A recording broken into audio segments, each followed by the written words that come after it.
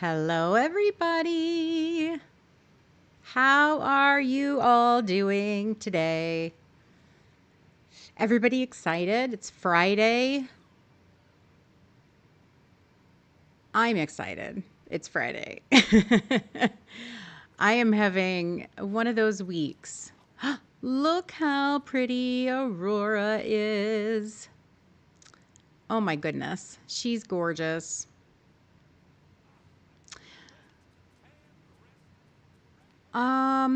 Okay.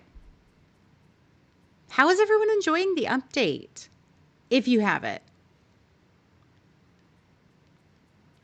I'm curious, how did everyone enjoy this update? Are you still playing through it? Did you not get it yet? Hi, Mary. How are you? Rhonda, Brain, Zara, Martin, hello.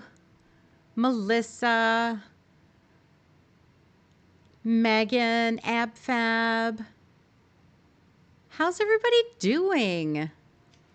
So happy it's Friday, right? Oh my goodness.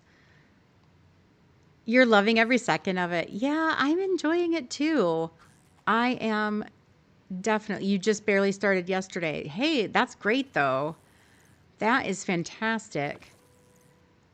I'm just going to let some people trickle in here. Hi. Hi, Baz. How are you? You loved it, Melissa. Hi, by the way, Melissa. Yeah, I'm really enjoying it. Hi, Ella.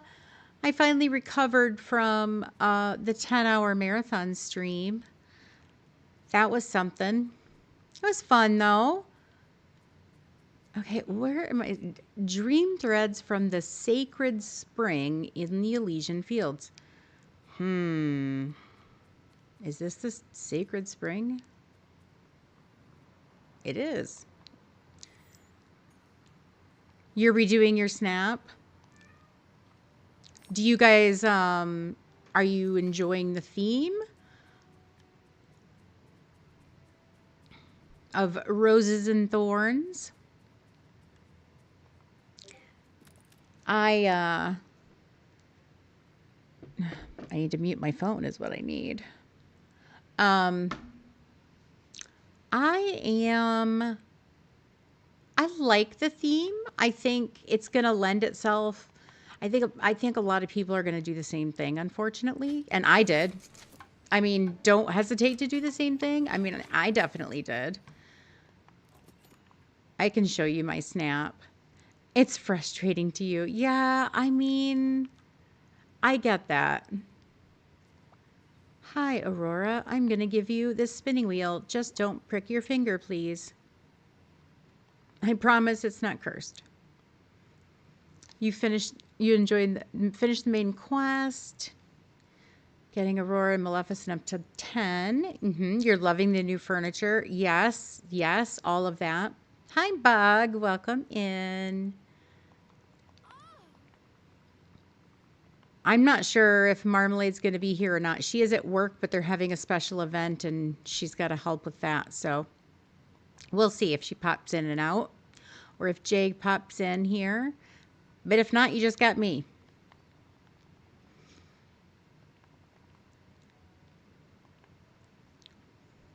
You haven't gotten the ladies leveled all the way up. Yeah, I got Aurora up to 10, but I did it just using gifting stuff. So I don't have the level 10 stuff yet. I have to go through the actual story quest. But Maleficent, she's at like level 8.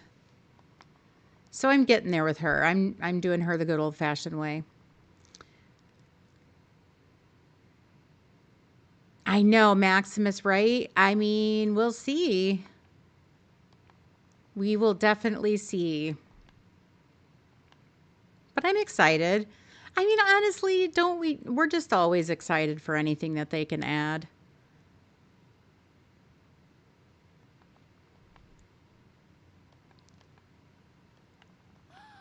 Okay, I'm just trying to get through this little quest here.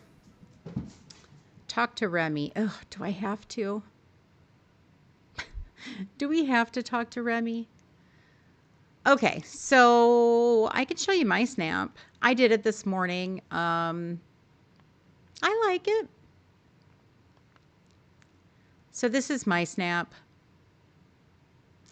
It's an outfit challenge, obviously. So I did what everybody else is doing, right? I did a split shot kind of thing, but I wanted to give it a little bit of depth, so I added not just the beanstalk there, but I added the two houses behind the cottages just to give it some height and things in the back, just to give it some interest. And then the trees in between. I really like how it turned out. Thank you. You're stumped on a puzzle. Oh, yeah. If you just Google it, Rhonda, there's the answers are already out there. Is it the skull and griffin puzzle?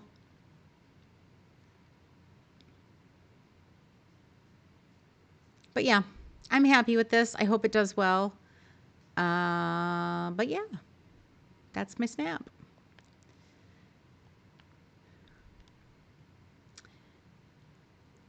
You don't want to tear down your build there. I mean, yeah, I mean, I get that.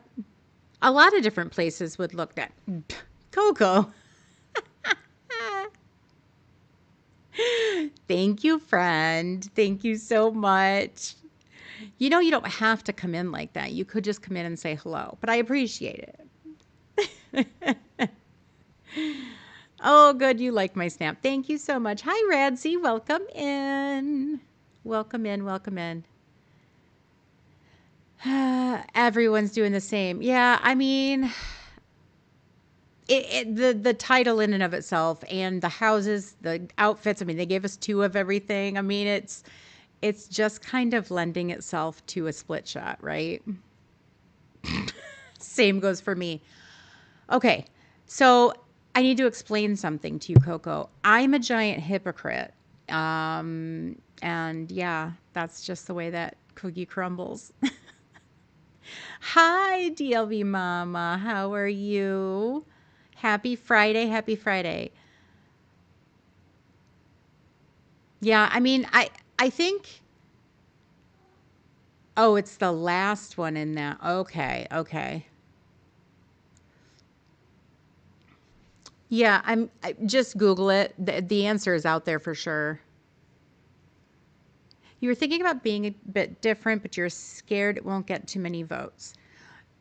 Honestly, as long as it's on theme, you have higher tags for your outfit, and you have some visual interest, a good light source, I think you'll be fine. I don't think you have to do a split shot this week. You know, even just you could just do like a castle build. You could even go, I never recommend going in the realms, but if you don't have time or you're not feeling inspired and just want to get the bare minimum of the amounts, which I completely understand. I mean, you could go in the realm. Okay, bye now. You got to work. No problem, Coco. No problem. Hi, Cynic. How are you? Welcome in. The rug collection. That's funny.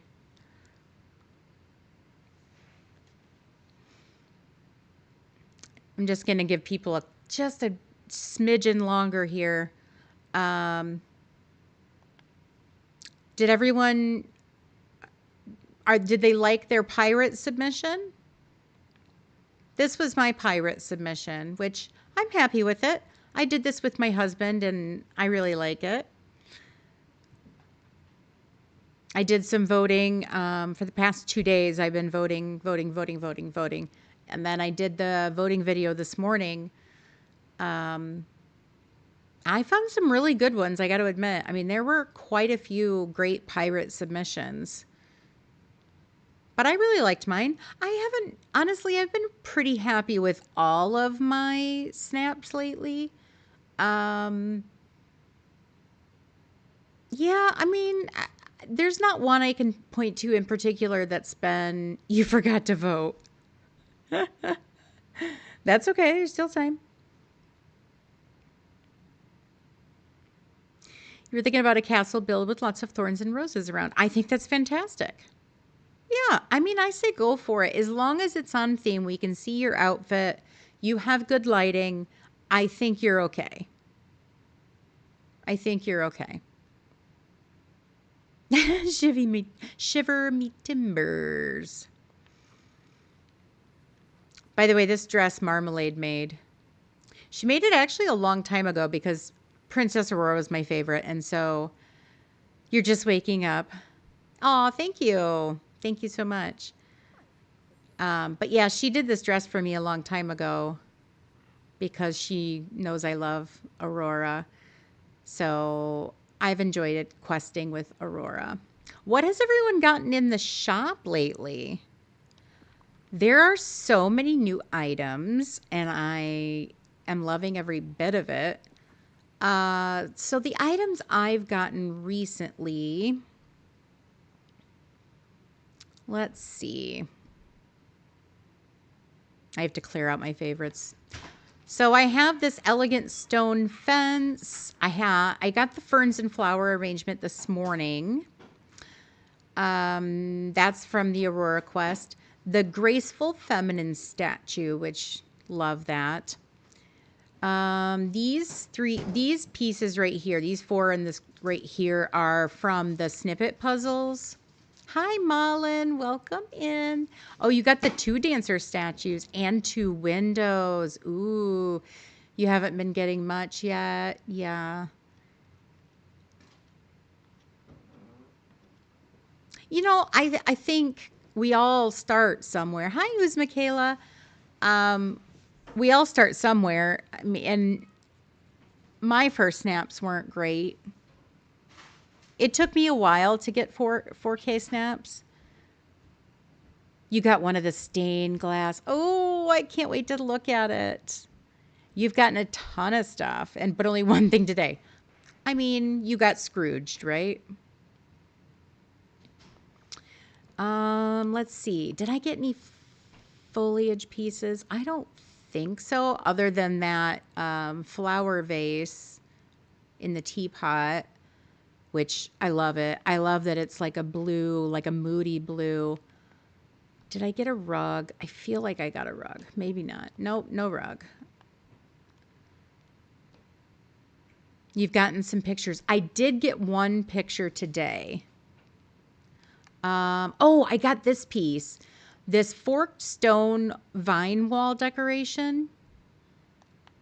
It's pretty big, and I believe it can go inside or outside. It's pretty darn cool, though. I love it. And then I did get this lantern tree column, which I think is one of the snippet puzzles. Yeah, that's a snippet puzzle. You're looking for the medium. Okay, so somebody put in chat yesterday that you can, I guess, game the system a little bit. I guess if you go in front of Scrooge's store, you don't. It doesn't have to be in the front, but just near, you in Storybook Vale, place down the small chest. Upgrade the small chest to a medium. And then when you go back into Scrooge's, you should be able to get both the small and medium. Purchase a medium, or purchase a small and a medium. Go back outside, place them down, upgrade the medium to the large, and then you should be able to purchase all 3 from Scrooge. So you don't have to wait for it in your store as long as you have the small to begin with. Does that make sense? I don't have any of them, so I can't demonstrate it. And I can't test it out, but supposedly that's what you can do because of the new upgrade function. Let's see, which painting did I get? I'm outside, so it's not going to let me view it, but I think it's number 6, I want to say. And I did get this, rustic cottage I-beam. That goes like, it's like a corner piece or something you can put in the house. And I did get a painting, but I don't see it in here for some reason. It's odd. Huh. Hi, Sharon. Welcome in. Make sure to put it back in your inventory when you upgrade it from small to large. Okay, okay. Hi, Lisa. Welcome in. Yeah, like I said, I don't have any of them. I can't show you and do it, but yeah. That's a cool feature. I mean, that's kind of a hack to get all three of the sizes for sure. You think you caught all of that? I mean, I hope so. You have a cabinet today. Ooh, nice. I did get the corner piece to, let me see if I can pull it out outside. I think so. Yeah, I got this corner piece to the banquet set. Why is my camera, do you see my camera bouncing all over? That's fun. But yeah, I did get this corner banquet piece. Scrooge's shop is so fun when we actually get items. Peter Pan. Hello. And they're actually like good items this time. It's not like a random rug or something weird. Let me see. Let's go inside somebody's house. My house. Let's go inside my house. Oh, and if this piece is really cool, this is from the one of the Maleficent quests. It's really cool, and you can use your camera to pull in villagers. I saw somebody use it in their Dream Snap, and it was really cool. Hi, Lindsay. You got nothing new in Scrooge's. Oh, you got Scrooged. You're still looking for the Peter Pan window. Okay, if I see it again, I will let you know because I get that item for some reason like every other day.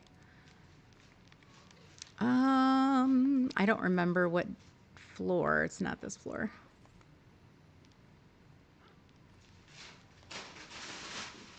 Oh, you're going to use that piece in your snap? Nice, nice. Love that. You got the hopscotch. Ooh, nice. I think this is my Sleeping Beauty room. Let's see here.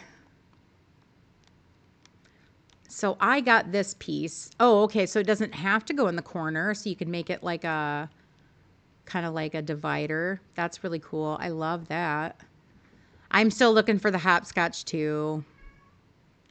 Haven't gotten it yet. Sorry if you can hear Gus. He is hollering for some reason. He wants to play and no one's playing with him. Okay, I got a new painting today and it's like gone. You think you're going to use the dragon in your snap. Ooh, good one. You're looking for the square topiary. Like the large, like not looking topiary. That's a good item. Okay, why am I not... Is it a window? It can't be a window. No, it's not a window. Huh. I don't know where that item went. Oh, there it is. That's really weird. So it's not in my painting section, but it's on the wall. Okay, so I got this painting. And the Peter Pan is not a rug, but a flag. So this one is a snippet puzzle item. The pirate. Yep, so you're just lurking about. No problem.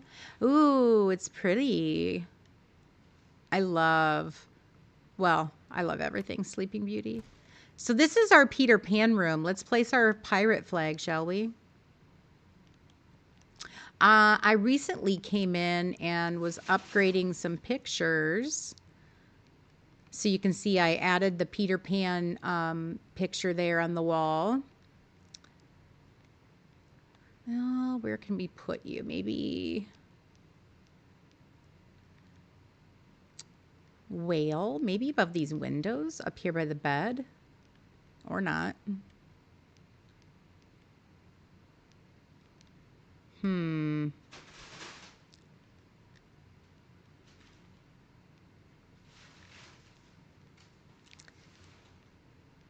Whale? I might have to move some stuff around to get this in here, but it's a really good one. I do want it in here. We'll just put it down there for now. Hi, Lightspark Daniel. You love that they're giving us the stained glass windows, tapestries, yeah, paintings. Me too. Same. Same. I'm obviously not going to leave that pirate flag there, but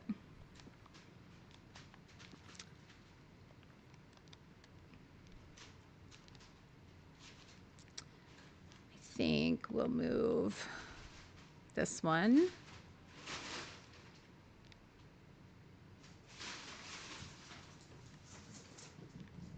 We'll move this one over here by the windows.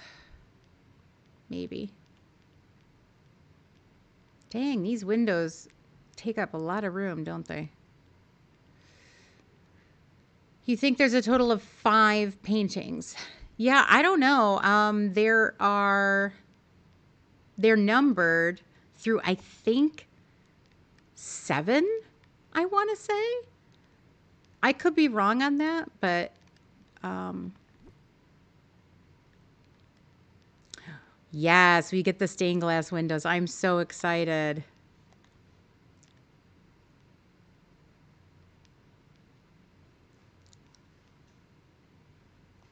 Every time you see the word lurk, lurkers, that's a different website.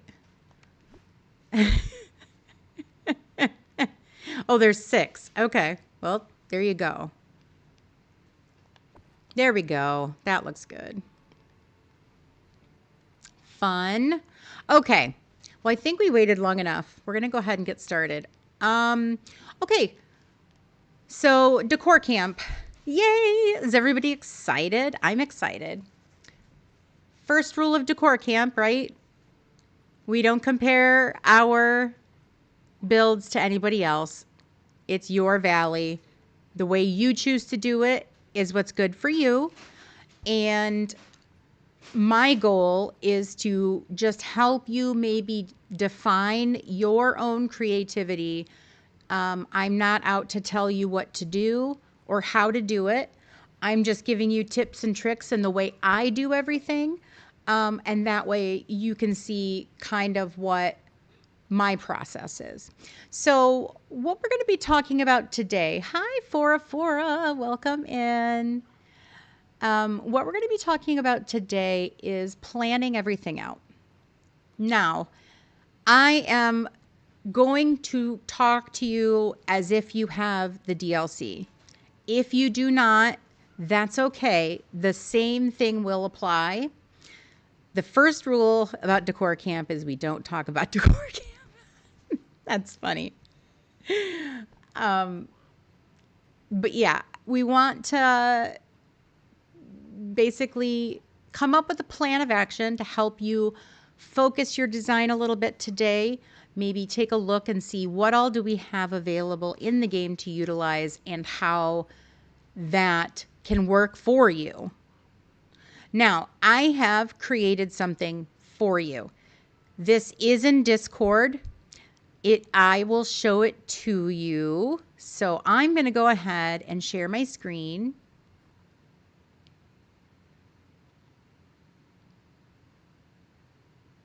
And you should, that's a black screen. That is correct. Sorry.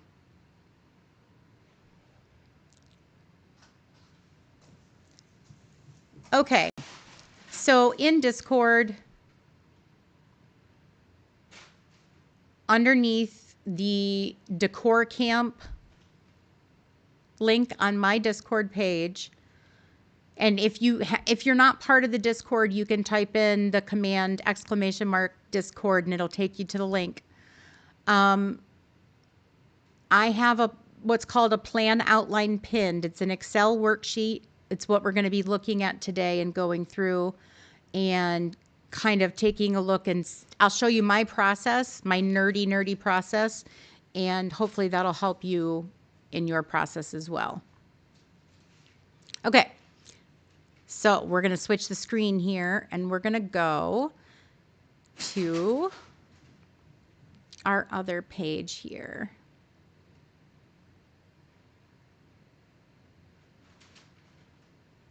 Sorry, it's just going to take me a second. Okay, so we're going to be taking a look at this Excel sheet.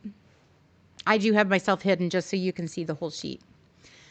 Now again, remember, this is my process, and I'm sharing this worksheet with you to kind of, you can utilize it as you wish. You can save it as you want. It's not a shared document. You can download it onto your computer, and you can use it however works for you. Okay. I'm going to keep it up, Baz. We'll keep it up. Okay. Along the bottom of the Excel sheet, you will see 4 tabs. We see the main plan. This is going to be your main worksheet and where you're going to move things. Theme ideas is just what it sounds like. They are ideas for different, like if you have a theme that pops in your head, or let's say you're on your computer and you see something that, you know, hey, that's really a cool idea, and you want to jot it down. This is kind of just a worksheet for you to just jot down your thoughts. Villagers. This lists all the villagers with their own house. Okay, so Jafar, Mother Gothel, and Maleficent are not on here. And then as you get new villagers, you can add them on here as we get them. So this is the main list of all the villagers and their houses. And then we have a list of all the house skins. Now, before I click on this, I just want to say you're going to see the houses 4 times. Okay? So you should be seeing this 4 times. And the reason we have it 4 times is because we can now utilize each house skin 4 times. Okay?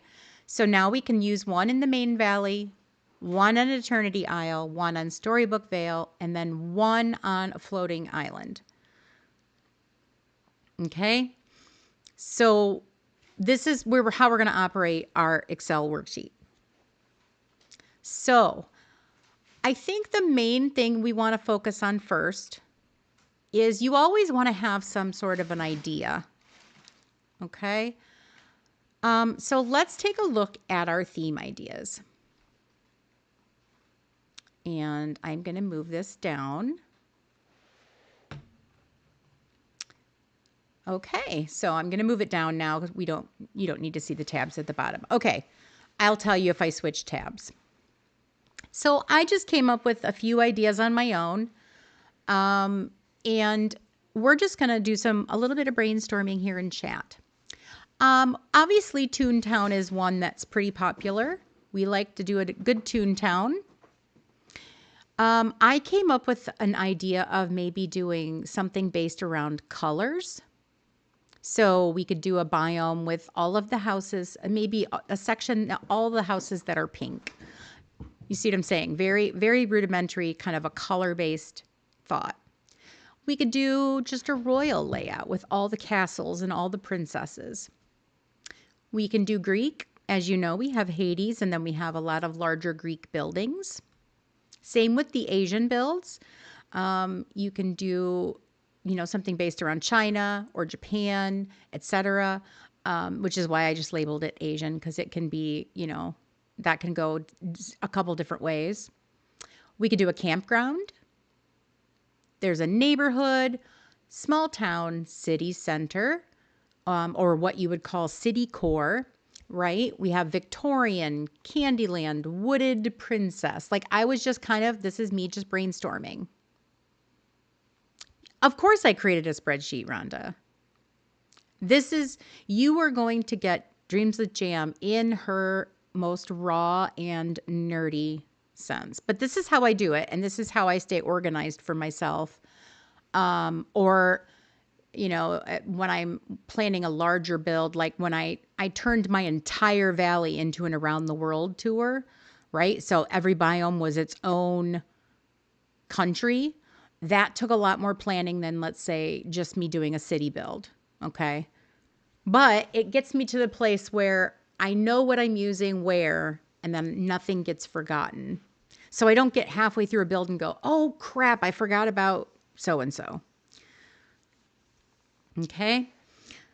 Are there any ideas that maybe you've had percolating in your minds or that you've seen that are really cool? I forgot to add one that's really popular. Let's go ahead and add fairy core. There's Barbie. Spreadsheets save minds. Yes, they do. And this is not, it's just an organizational tool. So it's going to allow us to quickly copy paste back and forth. And there's no calculation going on here. So if you're afraid of Excel spreadsheets, don't be afraid. It's literally just, it's broken up into columns for us easily. It's not calculating anything. You don't have to know anything about Excel to work with this. Oh, a fairground animal theme. Look at that. Look at that already. Hi, Cradle. Welcome in, darling. Animal theme. Let's see. Okay, animal, winterscape. I love it. Keep it going. Winterscape, fairground, pirates. Yep, pirates. Nice. Under the sea, which has an A in it.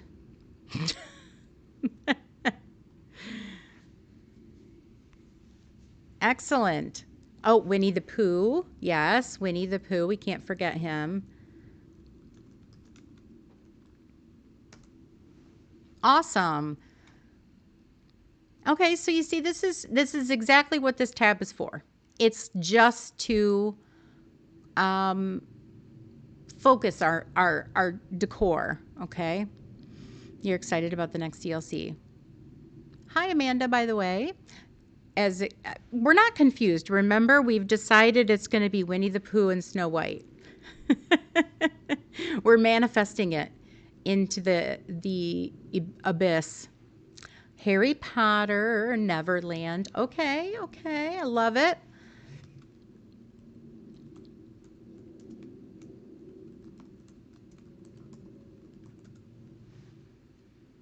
Okay.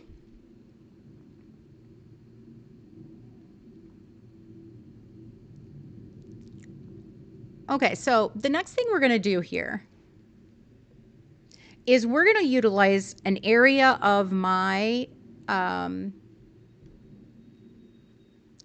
Storybook Vale, I guess, or Floating Island maybe. Okay, let's do the Floating Island.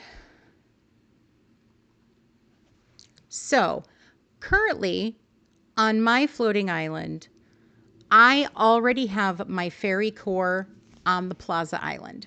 So we're going to pretend that we're starting from fresh. And the way you do this is, let's say you've made the decision and you want to put your fairy core on your Plaza Floating Island.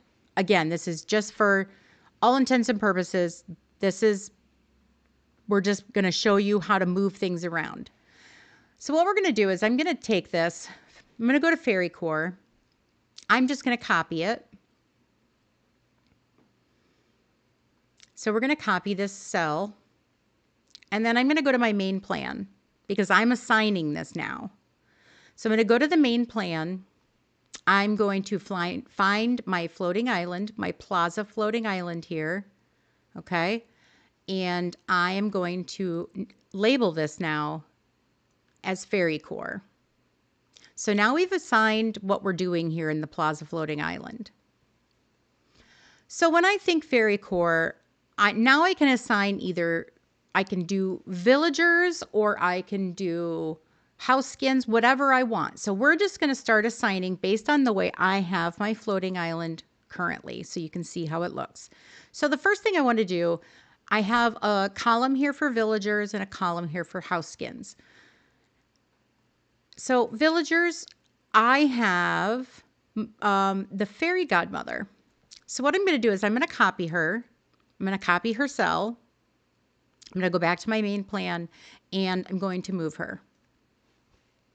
Okay, so now I've assigned a villager to my plaza floating island.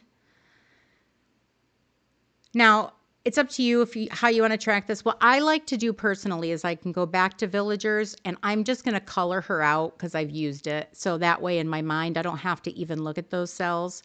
You can, gray it out, whatever, however you want to do it, black it out, whatever color is pleasing to you. I just picked that one. Red works too. However you want to do it.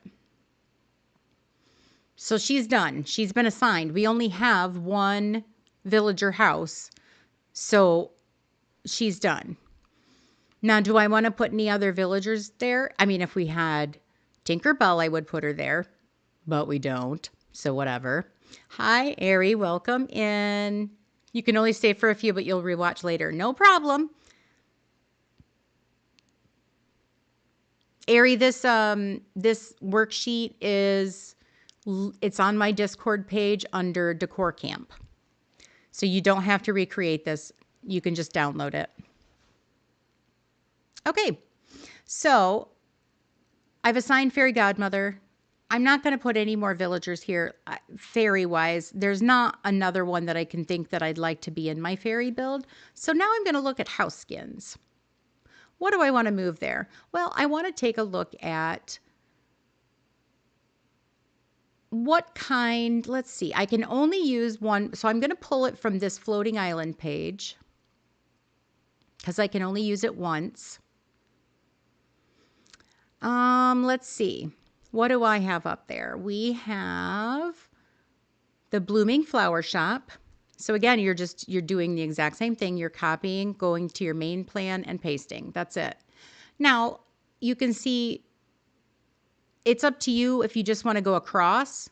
It doesn't matter how it's, again, however you want to do it. I like to just go in and insert a line and then put it underneath. That way it gives me a clue of how much I've got there. So that one's done because we can't use that one again. So that's done. Let's see. The Enchanted Forest House. What is that? Oh, that's the Enchanted from the movie Enchanted. Let's see. What else do we have up there? We could do the Cloud House. Fairy Blossom is there. So we're going to move that. Let's see. What else do we have up there? Leafy Cottage. I don't think that's up there, is it? I don't think so. Wreck-It Baz. There you go. I like it. Let's see. Mushroom Manor. I need to add a line. I think I added a line here. So we're going to add a line there. It's okay. Every house is listed. So as you get them, like maybe you can say, oh, I don't have, like if you don't have Mike and Sully's apartment, just do that. Just highlight your whole line. That way you know it's not available to you, but maybe you'll get it in your recommended.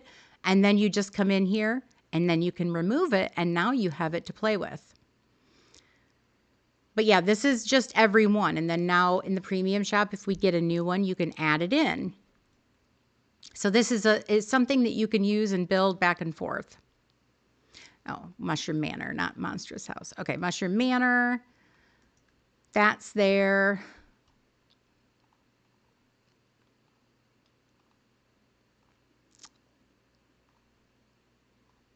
Okay, that's done.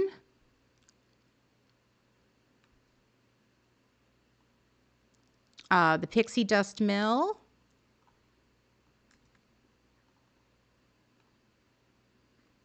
Is there a way for you to change the color? No. The color, you can change it. Nothing's locked. You can do anything you want with this worksheet. I want you to, make it work for you. However, it does work for you. But nothing should be locked on it at all. Let's see, Tinkerbell's house.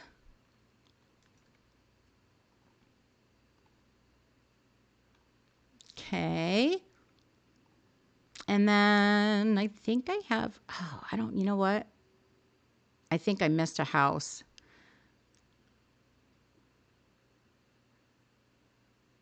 I think Wilted Flower Cottage is up there. The Teapot House, I think, is missing. Whoa, hey, whoa, hey, whoa, hey. Let's just undo that.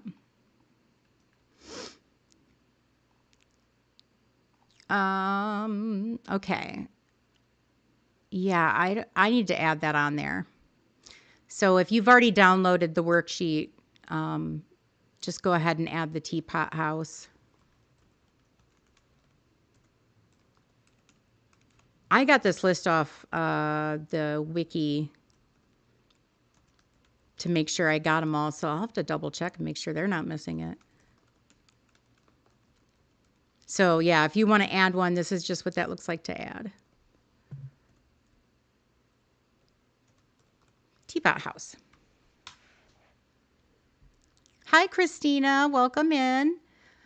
Okay, so then the Teapot House, which I just put out of order, but that's okay. Oh, hey, hey. Okay.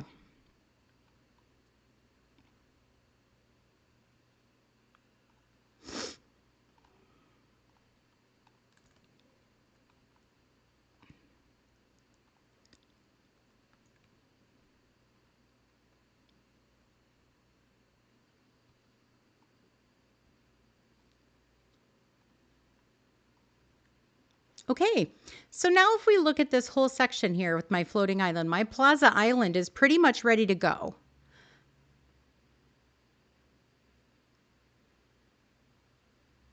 The other two should be in there, yeah. I mean, I think I've got them all in there. We might just be missing maybe one or two.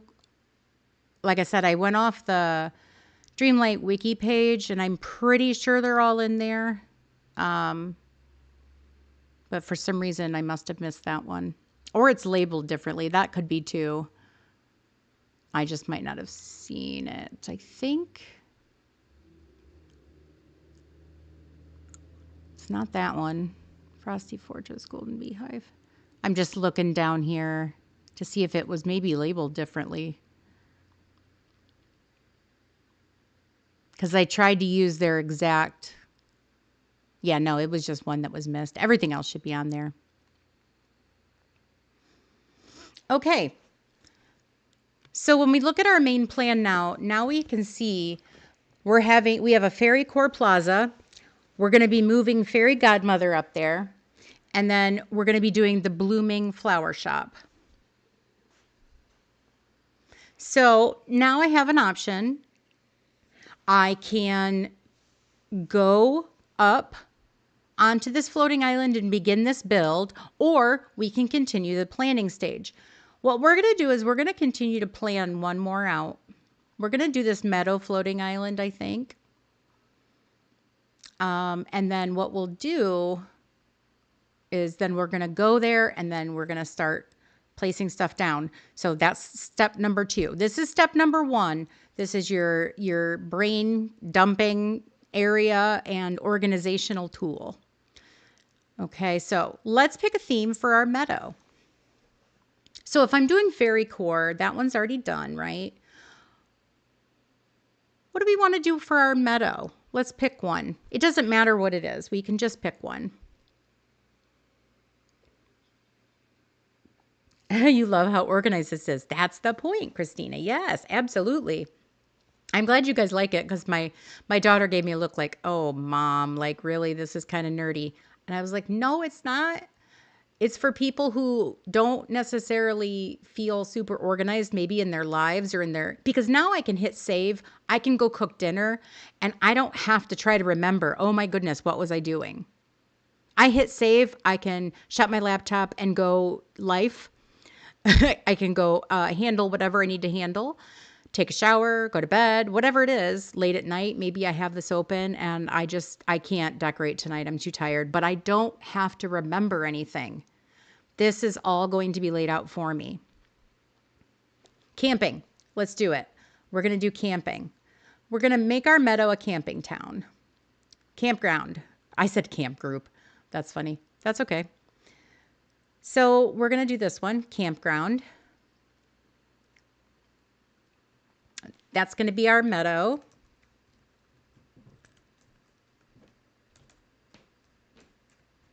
Campground. Okay, do we want any villagers up here? If I look at my villagers list, I can kind of picture in my mind what everybody's houses look like. I don't have to look at them. I don't even have to have the game open at this point. Right? I don't need to think much about it. I can just sit on my own time. If I'm slow at work, I can take this little flash drive with me and play with it at work. So this is a tool. It's just a tool. Okay. And there's no way you can screw it up unless you don't save often. And then you might be able to screw it up, but that would just be on you. Okay, let's move Buzz. Absolutely. Buzz makes complete sense to me. So let's move Buzz over. So that's a villager. And then, so we're going to go ahead and he's done.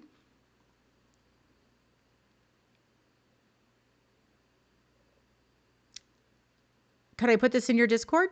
Sure. I don't know if I have permissions maybe to post a file in your Discord, but you can put it in your Discord. If you're asking me if you can, absolutely.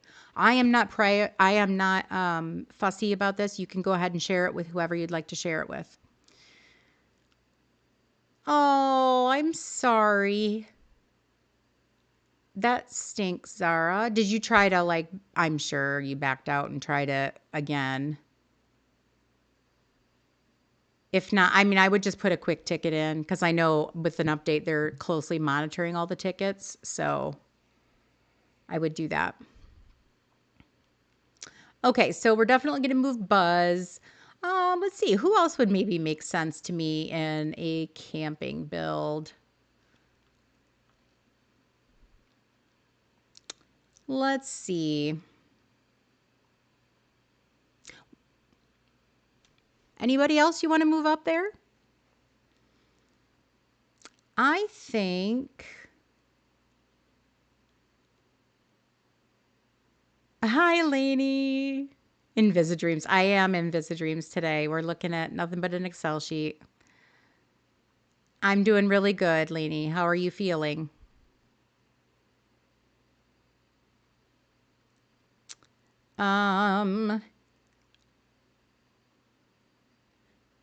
Do you have the cozy wooden wicker house? Yes. So that's going to be a house skin.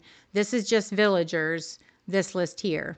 So I mean, let's move.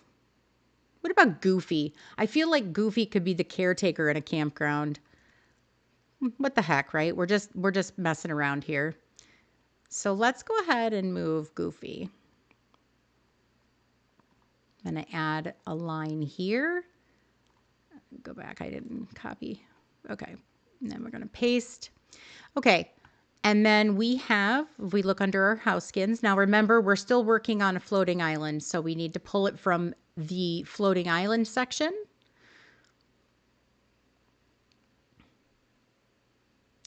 Let's see. We have that triangle house. What is that thing called?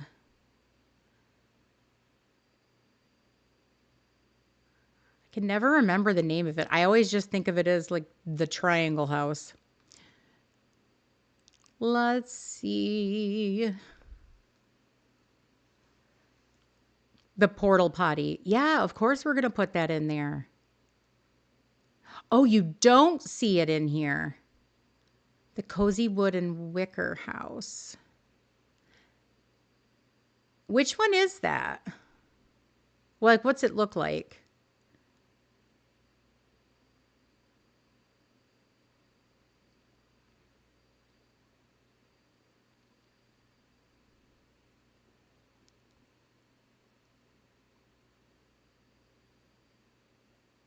Triangle house. Ha! That's actually the name of it. Okay, triangle house. There it is. I was like, I know it's in here.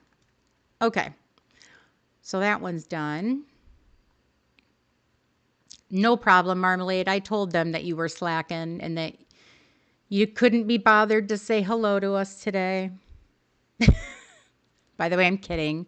I told them that you were busy at work. Oh, you're grinding some main Valley tasks. Nice. The one that sort of fits in with, oh. Yes. I know which one you're talking about. I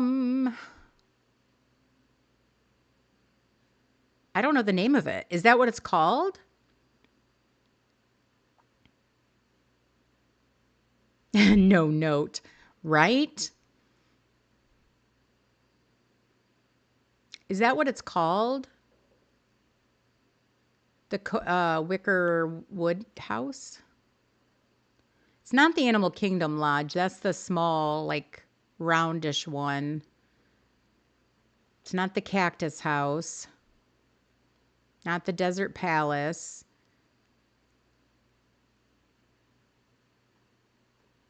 Not any of those. It's not the Jungle House.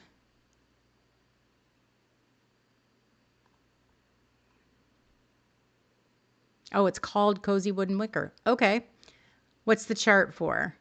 This is where we're pulling our house skins and kind of, it's a label of basically everything large that we have in the game, like a house skin or a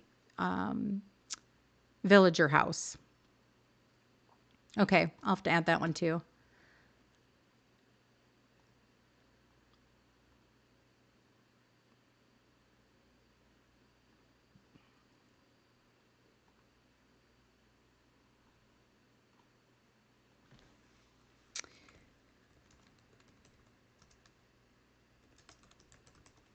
There we go.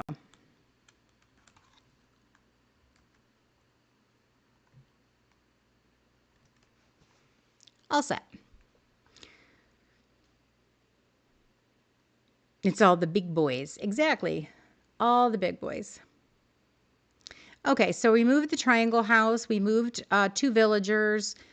The house kids. I think we have the 2 colors of campers, right? We probably want them both.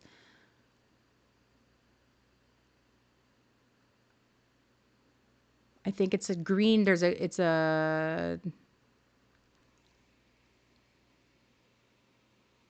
what are they called? Vintage campers. There we are. So we'll move both of those.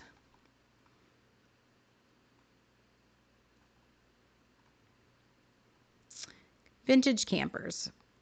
Okay. Is that all we want then? We have 2 villagers and 3 house skins. Anything else?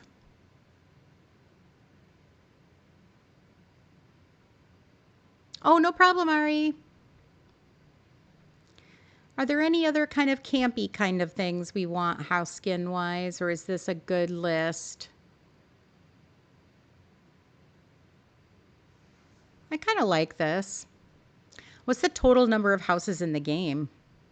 Well, I just added the 2, so it looks like 54 right now.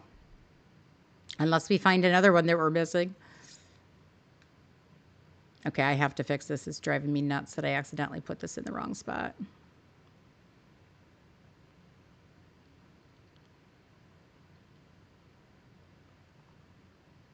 There.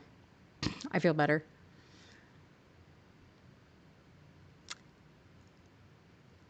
Okay, well, if that's that, let's go ahead. Let's take a look back.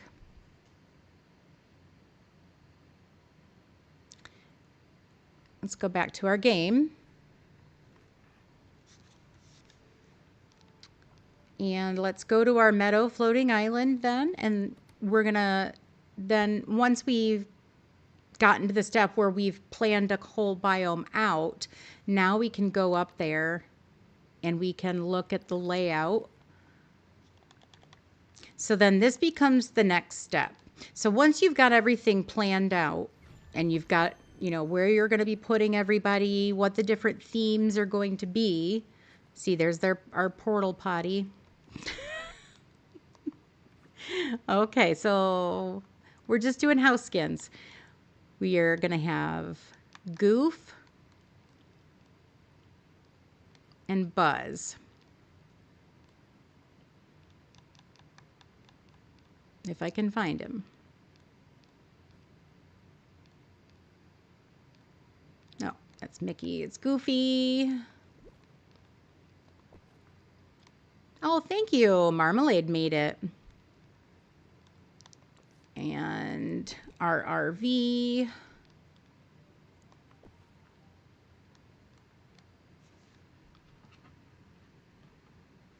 And then we said the 2 campers and the triangle house.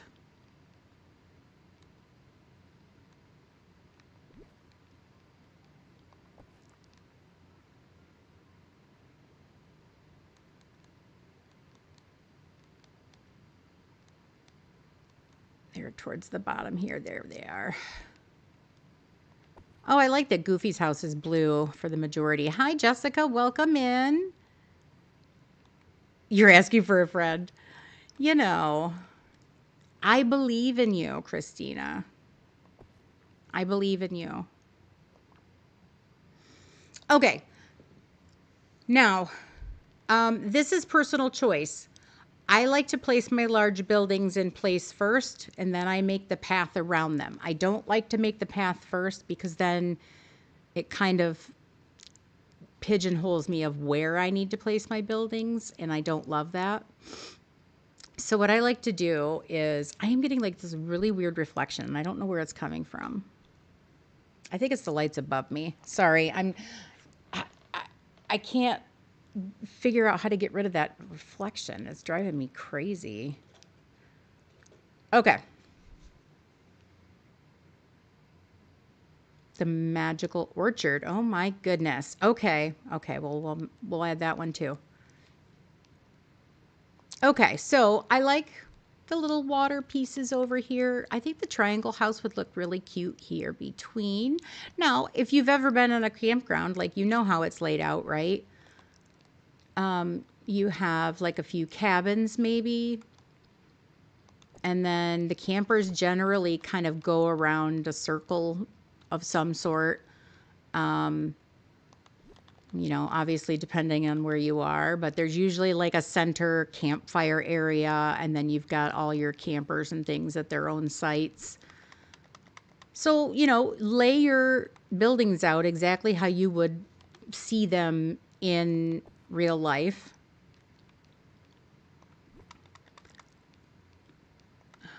Okay, and we can move our portal wherever we need it. Okay. You can even make like a little beachy area here, so I can even move maybe him over. And that way we can maybe even add a beach. So think about a campground that you've been on. Okay, and so now we've got our buildings laid out. That's step number 2. So you've only done the 2 steps. You've planned it out. You've laid your buildings down. And you're sticking to your plan, right? Now, obviously, if there's like, ooh, so-and-so would look really good in this build, you know, then add it. You know, go ahead and you can add it in there. You know, if I say, you know, I think maybe another cabin in here would look good, you can do that. Just make sure that you would go back to your worksheet and adjust it. Otherwise, you're going to think you have an extra building that you maybe don't. Okay? Any questions on all of this so far?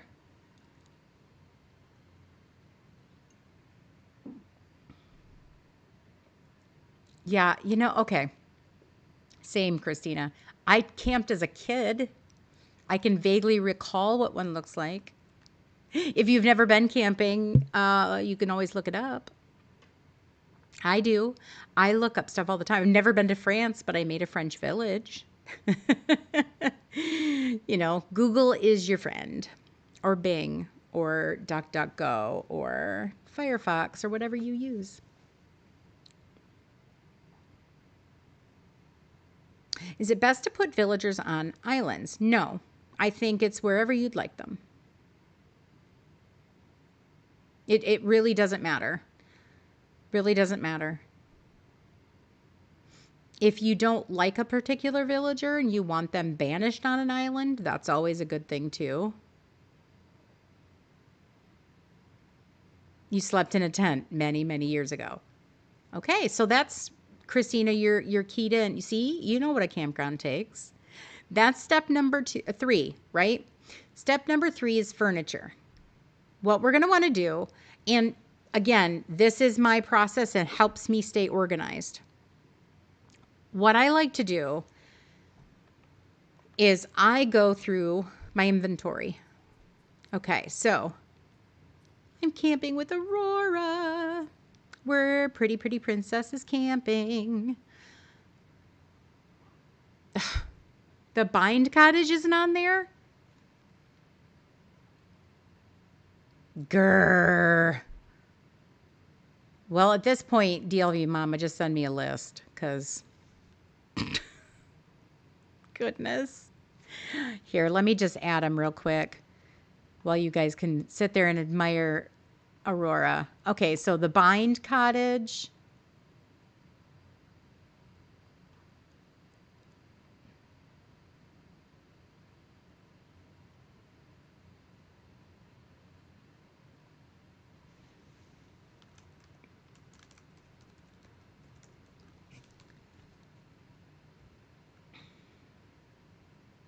And like I said, I'll upload an adjusted one. No, don't be sorry. It's helpful. It's helpful. You said another one up here, and I'm trying to figure out which one that is. I missed it. Magical Orchard. I thought I put that one on here, but maybe not. Nope. Okay.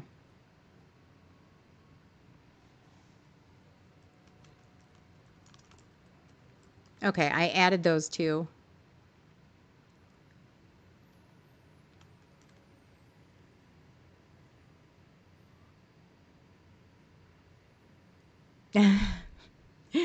Well, thank you. You can, if anybody wants this dress, I can put it in my store, and then I can open my store for a little bit after stream, and you guys can come into the boutique and get it. I don't mind. Okay. So now that we've got our kind of houses in order, step number 3 is to go through your furniture. Now, what I like to do is I go through all of the different tabs. And yes, it takes a while. And yes, it's annoying. And you don't have to do it. It's just my process. Again, I'm type A. I like to be organized. I like lists. So what I do is I make my list. What do I think I'm going to use in a campground build? Basically, all I do is I go through my decor and I favorite things.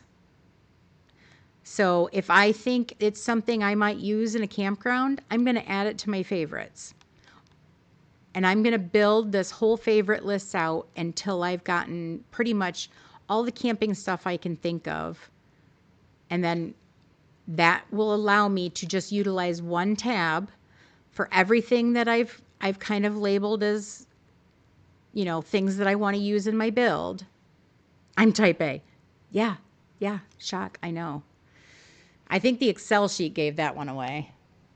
Oh my God, this glare is driving me nuts. I feel like I have gangrene. Oh, it's so annoying. I'm just going to blast the sun in my face to get rid of it. And now it's going to be on the other side. Oh my God. This is so annoying, guys. You just don't even know. Like, you guys probably don't care, but it's driving me nuts. Okay. Imagine if we had multiple favorite tabs. I know. Okay. And then once you've gone through and you've favorited everything that you can think of, now you just have the one tab to utilize to go back and forth in. And it just kind of, it makes it easier. For me, I prefer this method than laying everything out, because once it's out, to me, it's just a cluttered mess, and then I can't focus, because then all of a sudden I've got 40 things sitting in the biome I'm trying to organize. So instead of seeing this and just pulling out one item, I now have a completely full area that I'm now having to find things in, and it takes me longer to do it that way, honestly, than to go through and favorite everything I like. So if you struggle with the chaos of what things look like, I suggest doing this favorite way, because it will definitely keep you less cluttered. It becomes cluttercore. If that's your thing, that's cool. Okay, so the next step. The next step is to pull out your larger items. So in this particular case, now I haven't built a favorites list for a campground build. We're just going to type one in. The next largest item is probably going to be your tent. So let's take a look at the tents. And now we can start building, you know, like maybe I'm going to put this green tent with the green camper, and maybe this is where the kids are at, right? So again, we're just doing a basic layout here before we do pathing. And I'll do the same with the blue. I'll use the blue tent with the blue camper.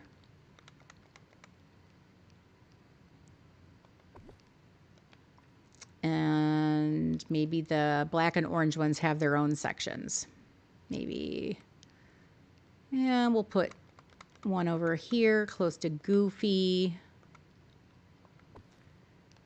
And this one over here back in the corner.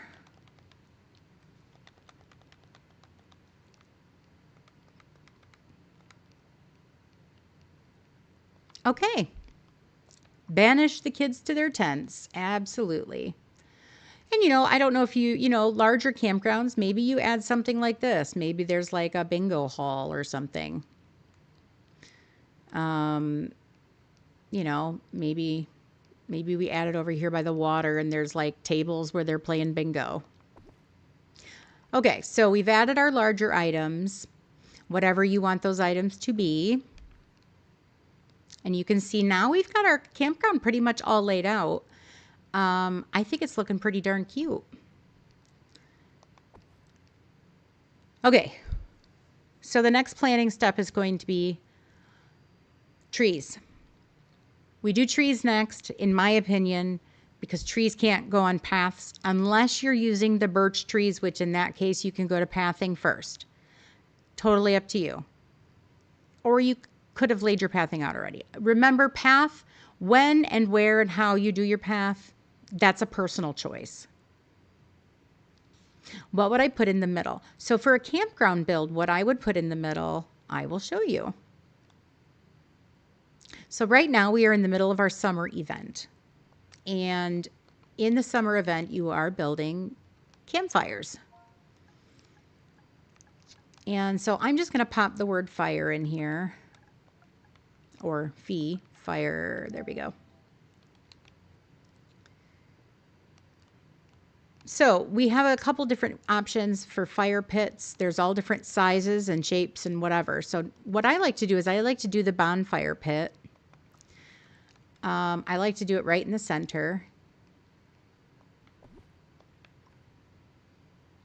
And then you can place, what I like to do is I like to do either benches, or you can do the logs. So under, I think, trees, there's the log option. There's this bookshelf log, which I don't know that bookshelf log makes sense. Hi, gnome. Why are we banishing children to tents? Because they're children and they annoy us. So this one right here, this fallen trunk, I like to place some of these, like, I just place, I leave a little bit of wide berth, but you can get as wide as you want on this. You can do it like a hexagon all the way around. You know, make whatever shape you want. But I kind of make this like little jamboree section.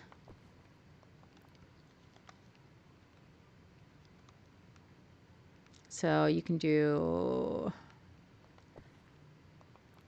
just make it, you know, goes around. And remember, it's a campground, so nothing's perfect. But I like these because the villagers will come and interact with them. They sit at these, which again, if you know any of what I've said before, I like when my villagers interact with the items that I'm building. It just, I don't know, it's just nice. Okay, so now we've done that. And there we are. And now we can come in the center here and we can sit. Sit in front of the campfire. But how cute is this? And then from there you can build out, but we'll get there. But yes, that's what I would do in the center is I personally would do a bonfire. Another option, I mean, you could do like a kid's playground. You could do a water feature. Now that we have the water features, you could put the like little pond in the center. You could, let's see, what else could we do in there? You could do a stage. There are some larger campgrounds that have music festivals. You could make it look like a music festival with a big stage in the center. I mean, there's a lot of different options you could do for a campground that, you know, for a central location. You could move that bingo hall tent right into the center instead of over by the water. But yeah, those are some ideas. So now if we go up into the sky, we can see here what that looks like now.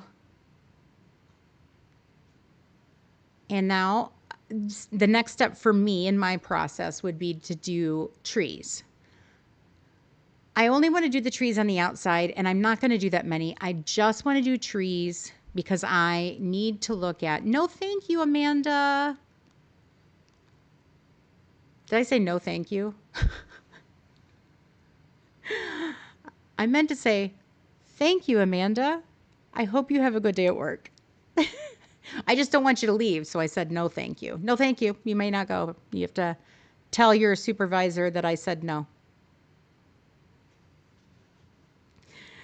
So what I like to do is pick a couple trees, and this is the color story I'm going to be going with. So that's what I mean by the next step is trees. Doesn't have to actually be trees. You're not going to necessarily fill out the whole build. I just want to see what colors we're working with. And for the meadow, it can, you know, you've got all these really bright green meadow trees on the outside that we don't have access to, of course, those round ones. We could pull in the blue. You know, I suggest playing around, maybe just popping a couple of them down. There's orange. We could go with a fall route. Yellow. What other colors? Again, we're just looking at colors here. We have this red. We have pink.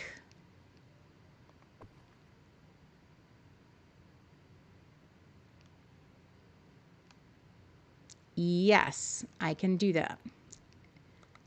We have this green tree. I'm going to skip the jungle trees and the ancient saplings. I don't want it to look overgrown. It's a campground, more foresty kind of feel to it. We could put a few willow trees in if we wanted. So again, just pulling some trees out to see what kind of color we're going to be playing with. And that's going to dictate, the reason I do this is going to become apparent really quickly. So we obviously have the tall maples, which those match really pretty. The simple maple is a little bit of a different color, a little bit more on the yellow side. There's the oak. Oh, that's pretty much the same red. I don't have to pull out that again. That's the same yellow. And then we have the two birch trees. So we have this like teal birch and the more of the green birch.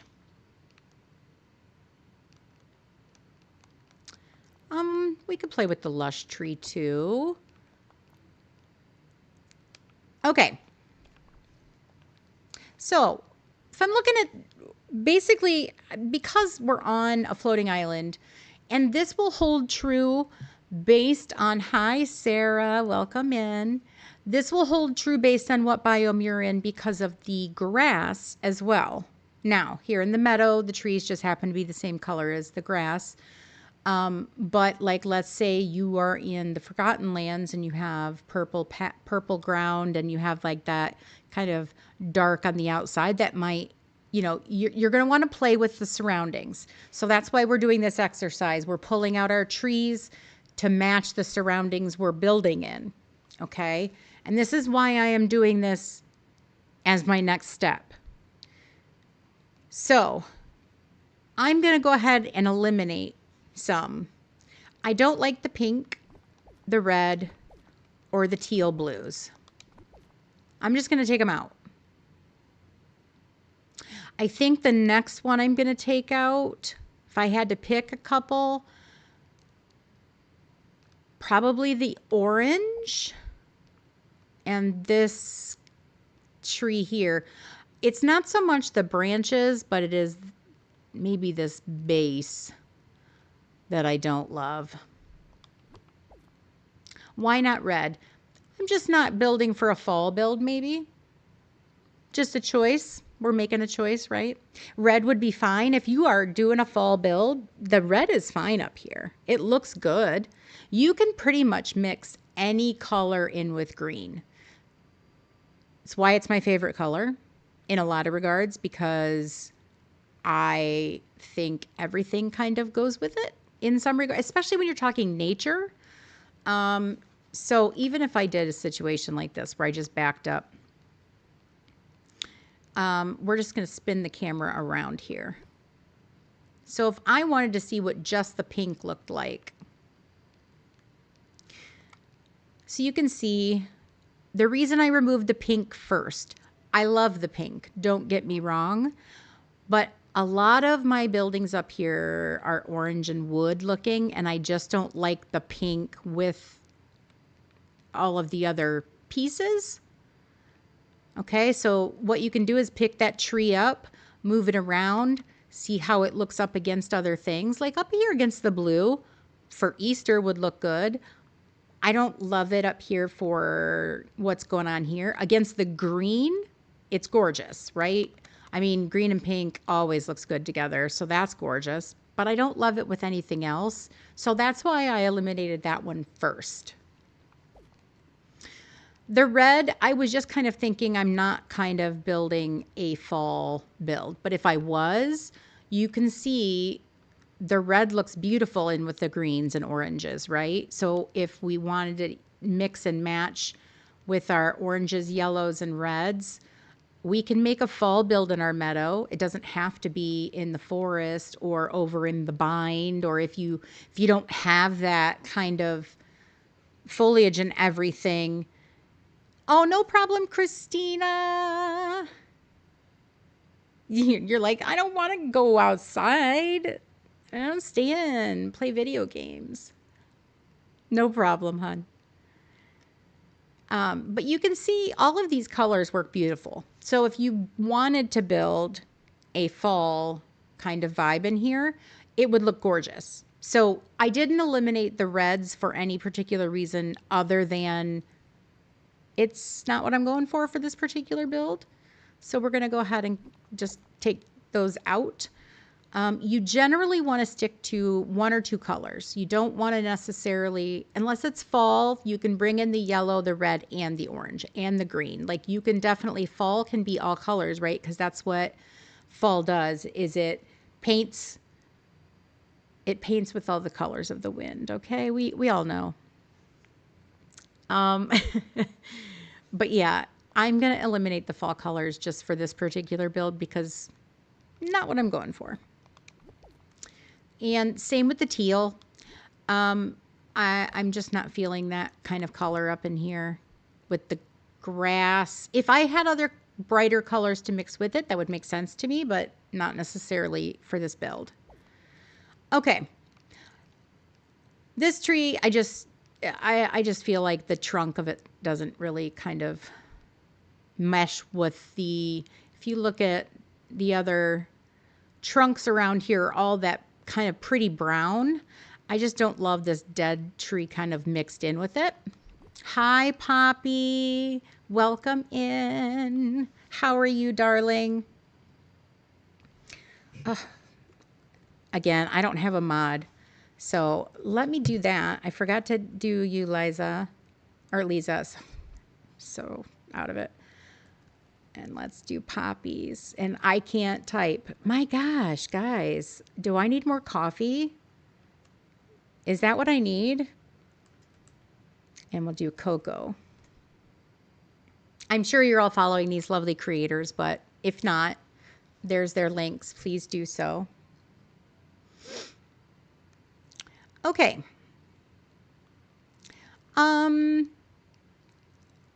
I think all of these look interesting in some regard. I think maybe the willow as maybe an accent.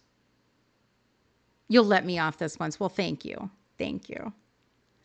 I am in Eastern. Hi, Tara. Welcome in. Let's see. I think we're going to eliminate this green tree here only because it's a foresty kind of vibe and I don't want anything that manicured. Okay, so we've got 4 trees left.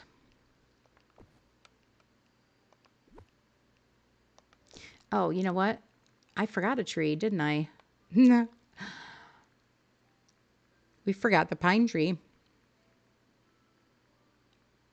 I think I zoomed right by it. Or I didn't go far enough. There it is.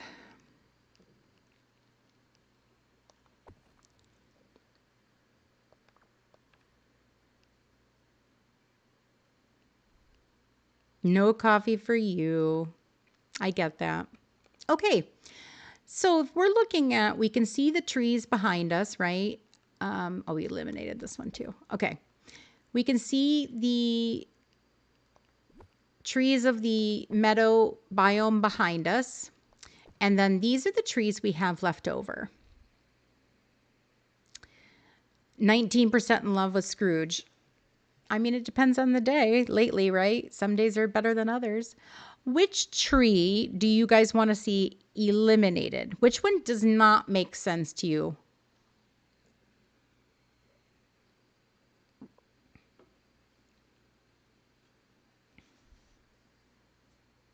Oh, I'm glad you like that, Sarah.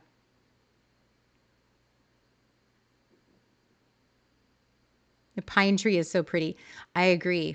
I love the pine tree. I think that's a definite, right? We're definitely going to add that. Okay. Everybody likes the pine, I think.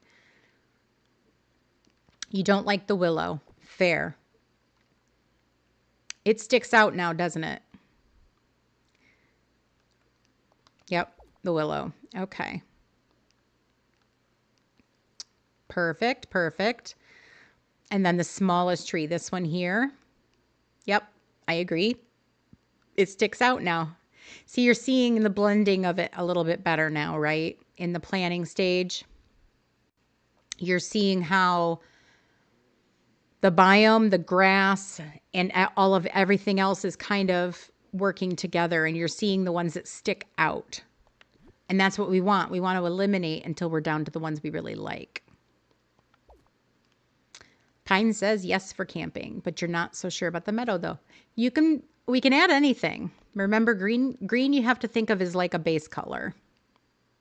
Greens and browns, when it comes to natural items, so greens, browns, whites, creams, all of those kinds of things become neutral colors, and we can make them work wherever we want.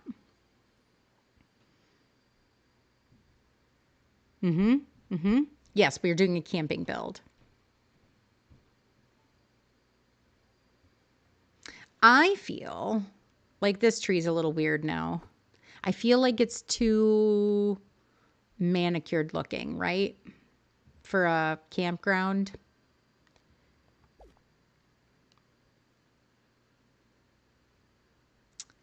Okay, so that leaves us with 4 trees.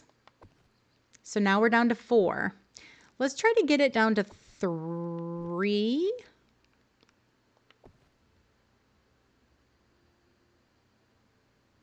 Maybe 3. Oh, hi, Tanny. How are you, darling? I didn't even see you in there. My gosh. Sorry, I'm modless and I'm trying to keep up with everything on my own. Okay, so do we see another color of tree or another trunk that you don't?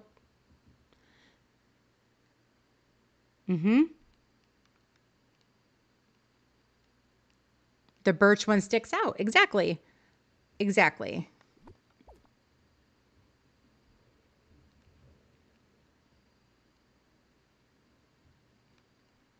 Okay. So now we have 3 main trees. Let's eliminate one more. Which one would you like to eliminate? So right now, all 3 of these you've eliminated down.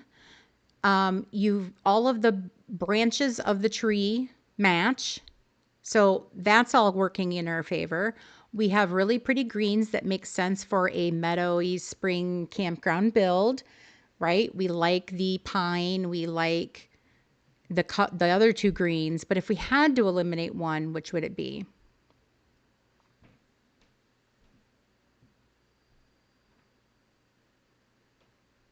The middle one. Okay. What I'm going to do is when it gets down to 3. Yeah, okay. When it gets down to 3, what you're going to want to do is take the third one and put it aside. Don't eliminate it. What you're going to do with that third one, you whittled down all of your trees to 3. You're going to use that tree as an accent only. Okay? So these 2 trees are the ones we like the most and the ones we're going to decorate with the most. But here and there, we're going to want to pop this third one in. And it doesn't have to be this shape. It's just the color, right? We're going to pop that in as an accent. Just dot it in here and there. Okay? Okay. I know that was a lot. Any questions? Remember when we talked in our first decor camp, we talked about better right or better 1 or better 2, right? You're at the eye doctor and they say, is it better now or then? You know, is it better 1? Is it better 2? Constantly do that with yourself. Okay, I like both of these. Place them down, which you'll see it. You'll see which one looks better to you. Once you're in there, is it better 1 or is it better 2? Okay? Just constantly play that game with yourself and eliminate until you get exactly what you want. This is why we do this exercise, because for those who don't feel confident or maybe question their choices too much, you're going to want to do things in increments like this and focus. That's all we're doing, is focusing down until we get exactly the items we want to use. And I guarantee you, by doing it this way, by taking your time and focusing, what colors am I using? What items am I using? Ticking down that list. This is going to make your builds more of what you really want, and you will be so happy with what you do.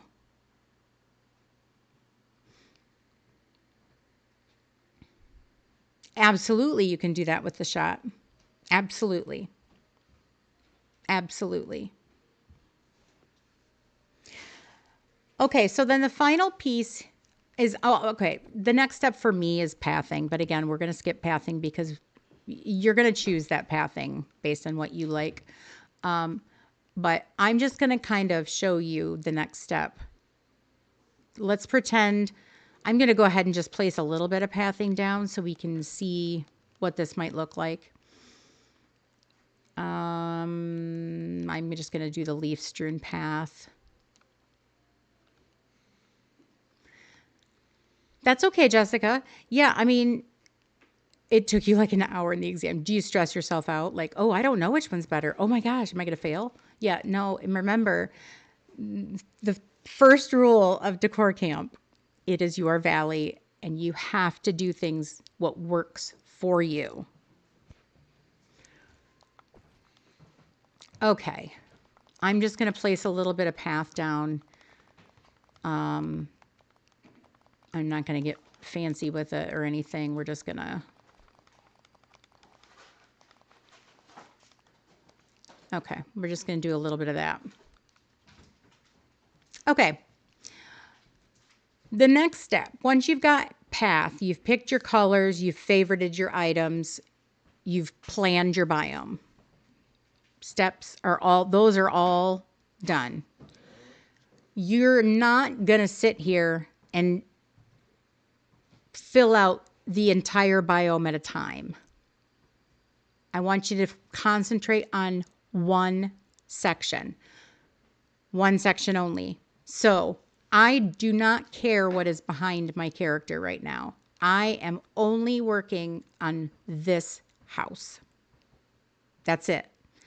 I don't care what tents are back there. I don't care what campers are back there.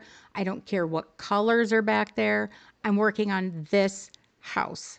Okay? Your neighbor, when they are planning what color to paint their house, they don't necessarily come to you and say, you know, well, are you going to paint your house this color? Or, you know what I'm saying?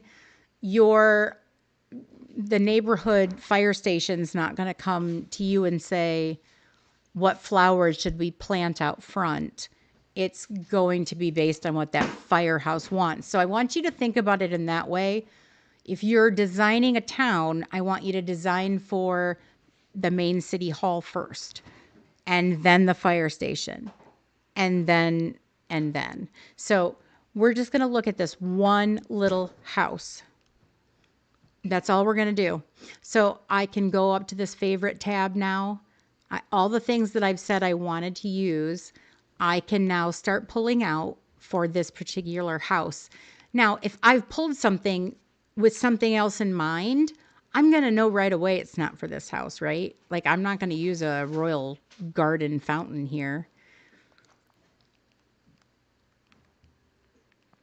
But maybe I am going to use a little bit of this fencing. Maybe this is a permanent, you know, fixture in the campground. And so I'm just going to start, maybe it's got a little bit of a wall action going along the fence here. And I don't have to take it all the way down. It's just for this house.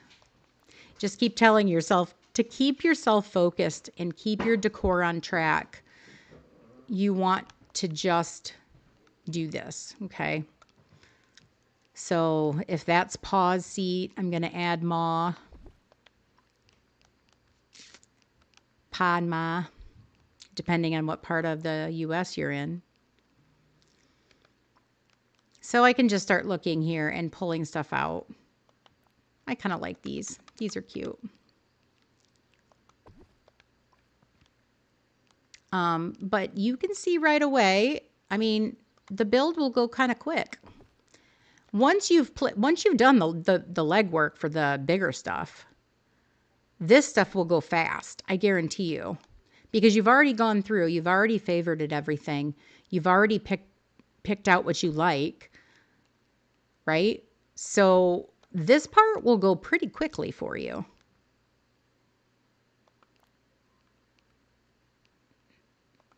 So you can see just right away.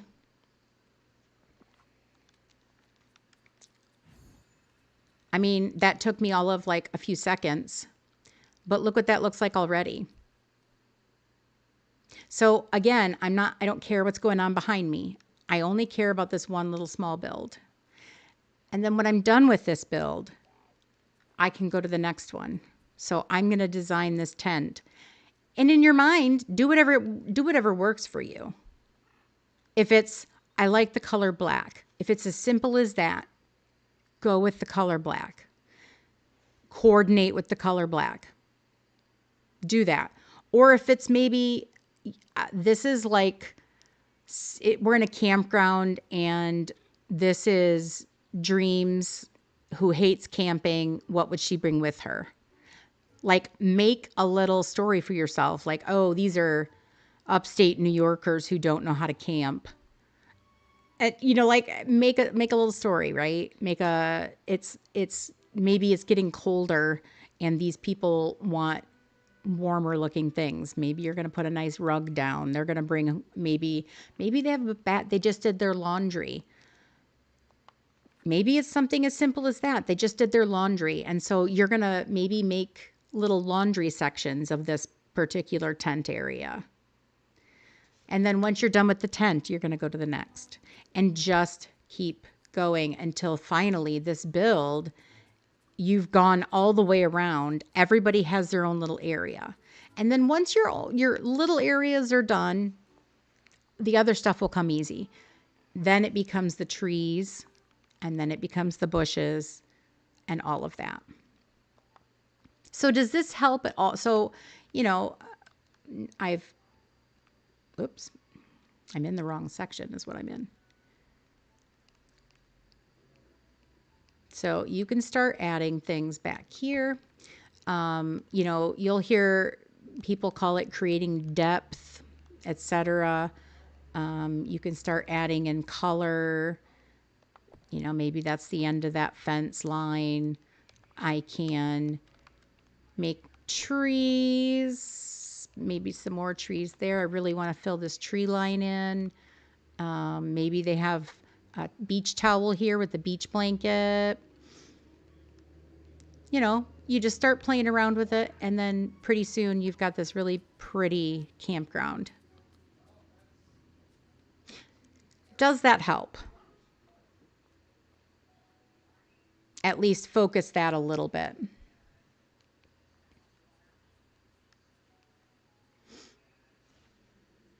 Any questions?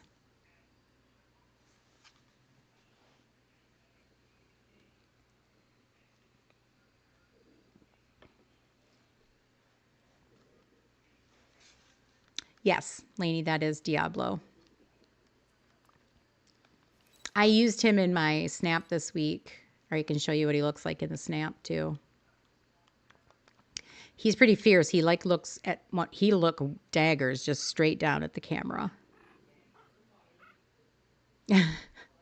So you do the raven pose, but then he swings around and his face, because he has that red and orange, he's gorgeous. Oh, good. I'm glad you guys find that helpful. Okay. So step 1, let's just go over the steps if you want to put this in your worksheet or wherever you want to do. Step 1, make your plan on the worksheet. Jot down your ideas, let them all percolate. Assign your ideas to where you want them into the particular biomes. Start thinking about which villagers go where. So if you want to sit and, it's however works for you. If you want to sit with that worksheet and you want to assign every villager where they're going to go first, and maybe that tells you what your ideal will be, you can do it that way too. So it's whatever combination you're going to want to use that worksheet to pick your themes, pick your villagers, place your house skins. You can also use that then to maybe look at like, ooh, I should have gotten that house skin. So next time it comes around, I'm definitely going to get it. Highlight it on your worksheet in bright pink or something to be like, yes, get this. Don't say no. Constantly consult the worksheet. It is helpful, I promise. So for those of you just coming in, we have an Excel sheet on my Discord page. It's got the main plan. So this is where you're going to focus all of your designing on. So you're going to have what your theme is. The biomes are all listed on here. You can place then your villagers and your house skins on there. The other tabs along the bottom, which you can see there's 4 tabs along the bottom of the worksheet. We have the main plan, theme ideas, that's just a brainstorming page. Villagers is where we have all of the villagers listed. And then the house skins, This is a list of, well, we thought it was all the house skins. I'll adjust the worksheet on the Discord page in just a few seconds here. We'll adjust it on there and then you'll have a fresh one. So this is all the house skins and we have them on here 4 times because now we can utilize them in 4 ways. You can have one in the main valley, one on Eternity Isle, one on Storybook Vale, and then you can have one on a floating island. And then once you've utilized it, just highlight it for yourself or whatever you want to do. That way you know you've used it already and you don't, you know, you're already thinking about it. Because if you've got Al's Toy Barn and like, let's say your Sunlit Plateau and you've got it highlighted, when you're down working in maybe your forest, you won't say, oh, I'll just use Al's Toy Barn. It won't even occur to you because you know you've got it gone already.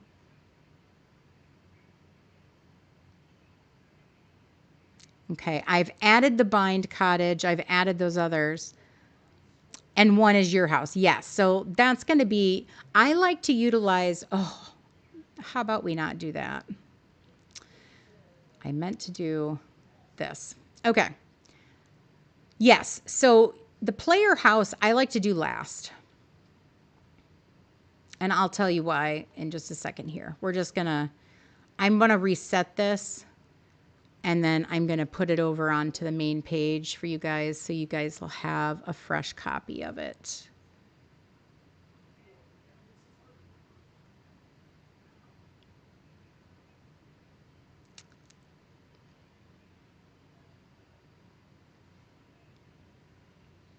Okay, I think we've got them all now.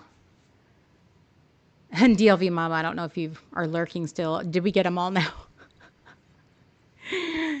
No. Oh, so Maleficent isn't on the villagers list. Neither is Jafar or Mother Gothel because they don't have any houses to utilize. They're not going to be on here. Just because they don't have their own house to move. So they are where they are.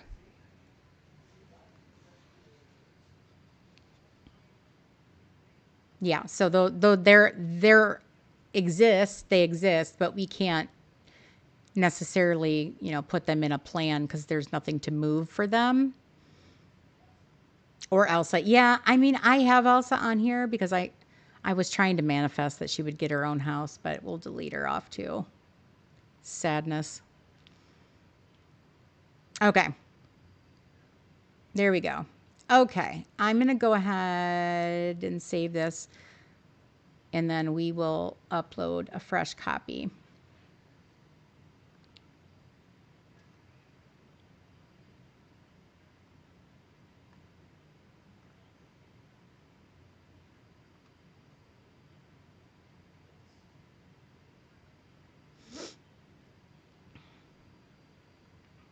I'm just going to pop that in there real quick.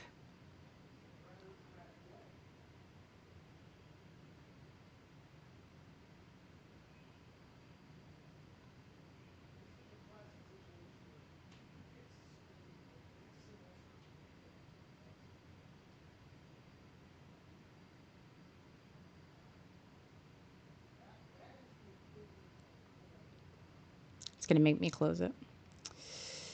Hold on 1 second.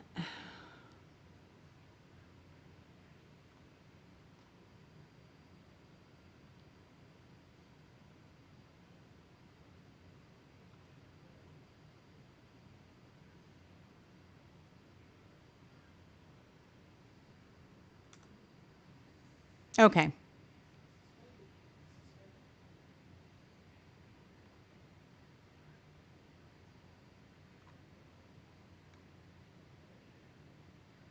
Okay, I went ahead and pinned the new file in Discord. In my Discord. You just open that. It's the one that's labeled 1. I'll have to delete the other one out somehow, or I'll make Marmalade do it. Okay.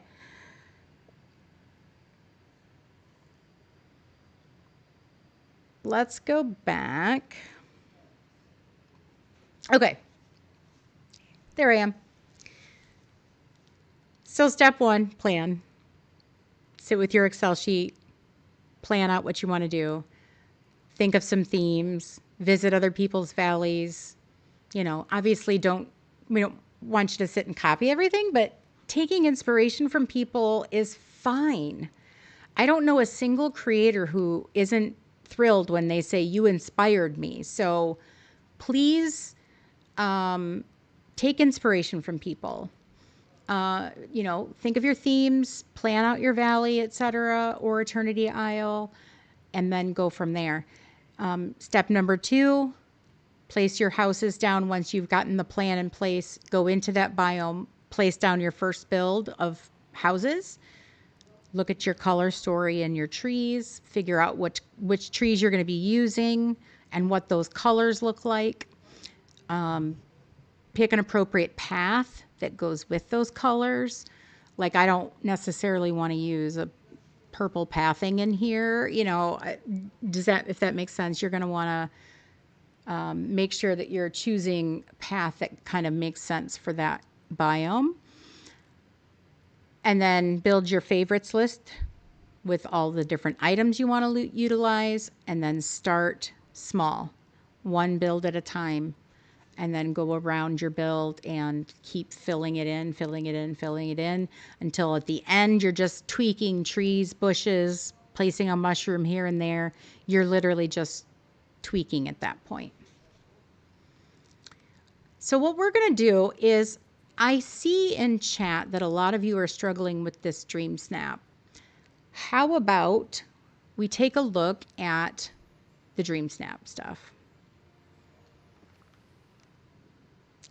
Let's see.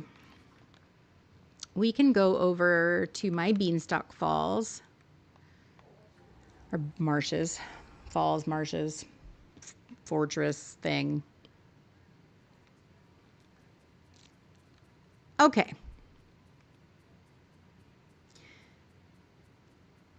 So the key to a good split shot, and this is an outfit challenge, so we don't have to leave room for tags in the back, which is great.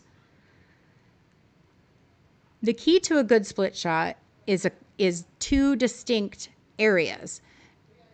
In this case, they've given it to you, right? Roses and thorns. You can do that just exactly how it sounds. You can do one side roses, you can do one side thorns. You could do where you're mixing the two. You could do a situation where maybe one is triumphing over the other.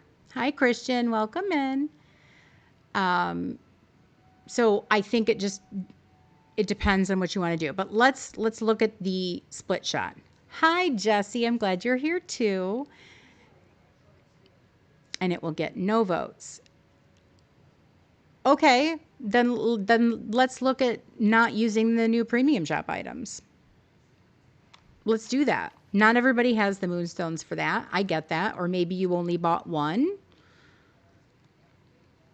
Okay. Let's look at what we do have. You do have villager houses, right? Or it doesn't have to be a house.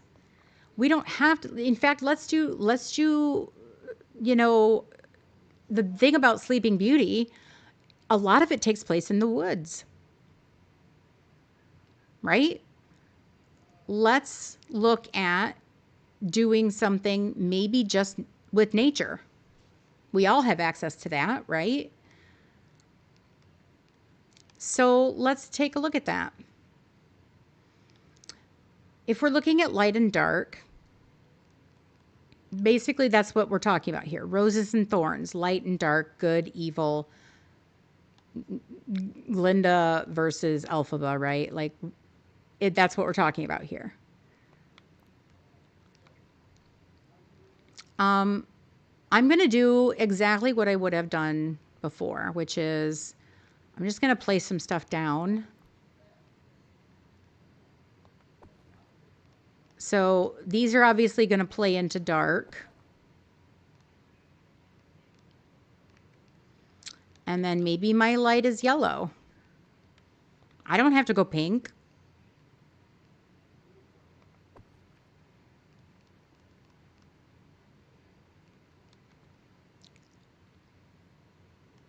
Or maybe it's a combination of pink and yellow.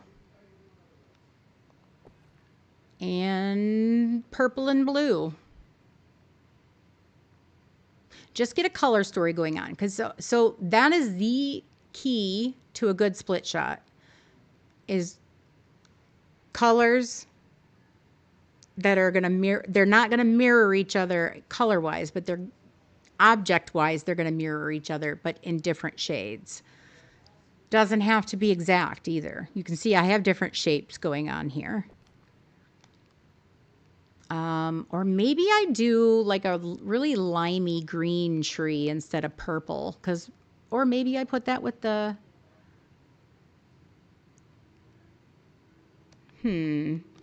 let's see. Maleficent's colors are really purple and green, right? So what if we did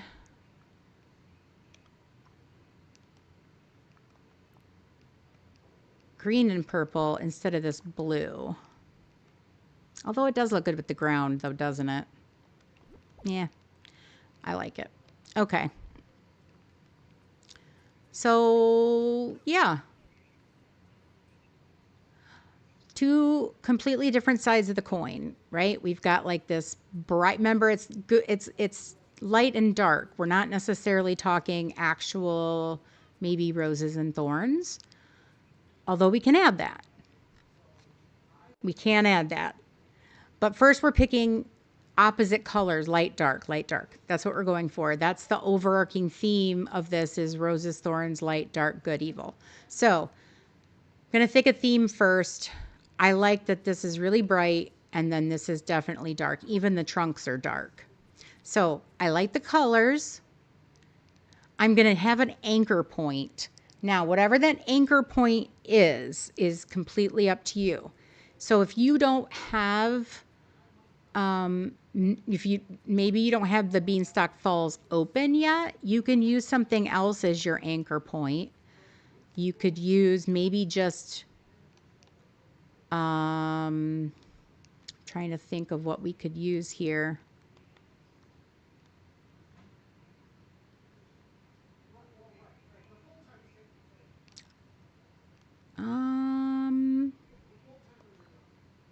It's a bigger item we could maybe use, or maybe a villager house that we all have.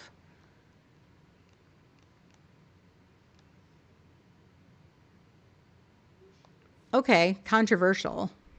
Let's look at using Vanellope. I'm going to use Vanellope as my anchor point because let's face it, her house could be creepy or it could be happy. It just depends on the build, right? All the colors we're using are in this particular house. Let's just do it. Let's use Vanellope. I'm going to double check the coloring here. I think this is going to be nice. Okay. Now, when you think about an anchor point, okay, so it's two things coming together. You want to keep that point in the center. It's a point, anchor point.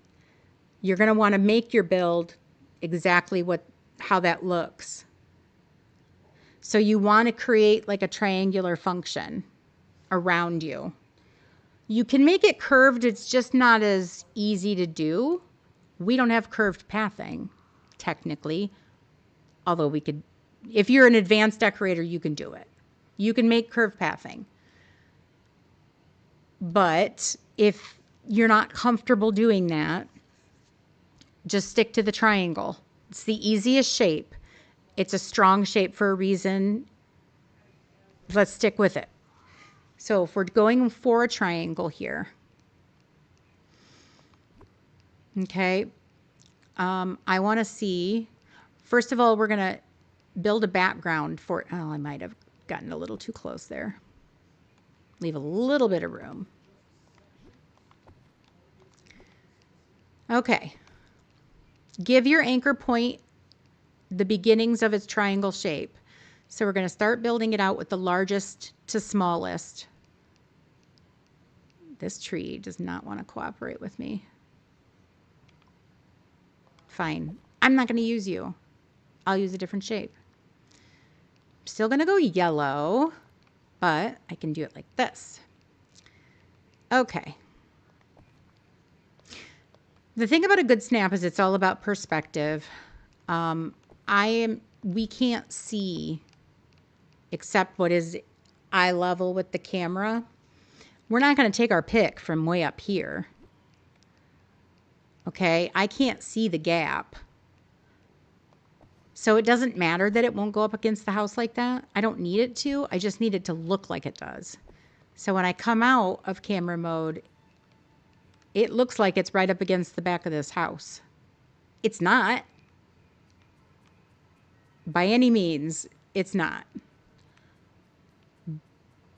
But my camera thinks they are, and that's all that matters. So I'm beginning to build the shape.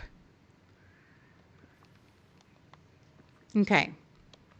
So as I build out, I don't want to cover up the anchor point and things that I've just made. I want to enhance it, but I don't want to cover it. So I want to get gradually smaller the closer I get to the camera. Because if I did nothing but to place another tree here, okay, if I place the same, look, see what that does? It completely deletes out that effect that I just created in the back. So I'm going to use my anchor point, and then I'm going to start building out the arms of my triangle, bringing it slowly in and biggest to smallest. Okay.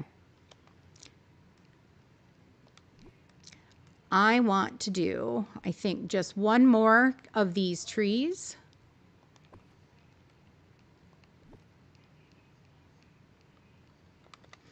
Also make sure that you're rotating here and there so you're not, your eye doesn't want to see necessarily the same shape. It won't look natural. So you can see my trunks are now facing opposite directions, just creating a little bit of visual interest here. Okay, now what I'm going to do is I'm going to go in with my secondary color of some sort, and I'm just going to put it in between.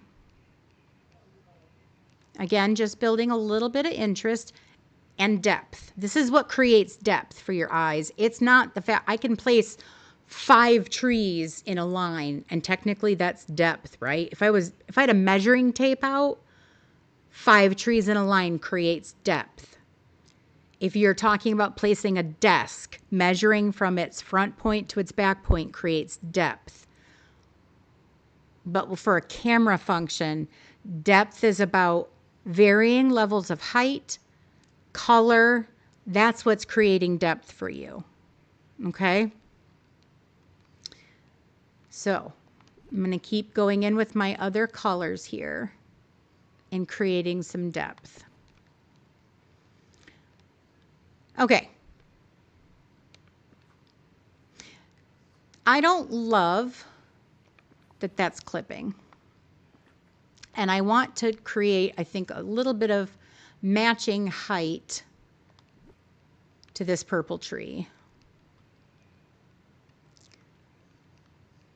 So I am just going to try and pull this out just enough.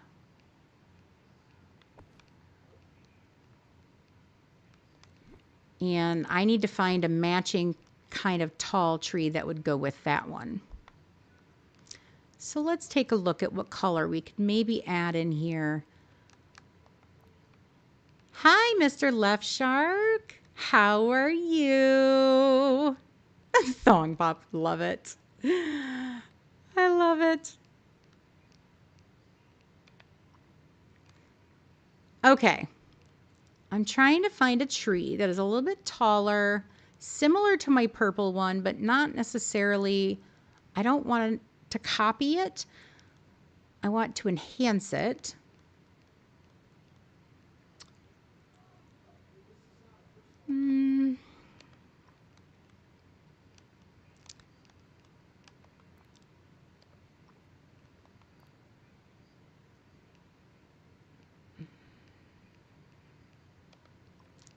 We're talking about dream snaps. Okay, let's just go with the green. Only problem with this is it has a larger footprint than the other, but that's okay. Because remember, it's about a visual. It's not necessarily, so you can see here, we're starting that visual effect, right? We've got all our tall stuff there. We're creating that triangle, slowly moving forward. And we're going to keep going. So the next tree size I want to do is this one. Just a little bit now in front of and to the side, again, making a triangle. Okay. Hi, welcome in, everybody. We're talking about how to do a good split shot here. And we're only using a villager house and foliage. We're not going to go in with any premium shop stuff. Okay, popping in and out of camera mode is going to be your friend. And I want you to think about maybe staying just no more than maybe 7-8 paces in front of your house, okay? So 1, 2, 3, 4, 5, 6, 7. I don't want to do it any more than that. Okay? So you can see how we're building. It's good versus evil, light, dark, good, bad, rose, thorn. Okay? That's our theme here. I deliberately picked a hard house to use because why not?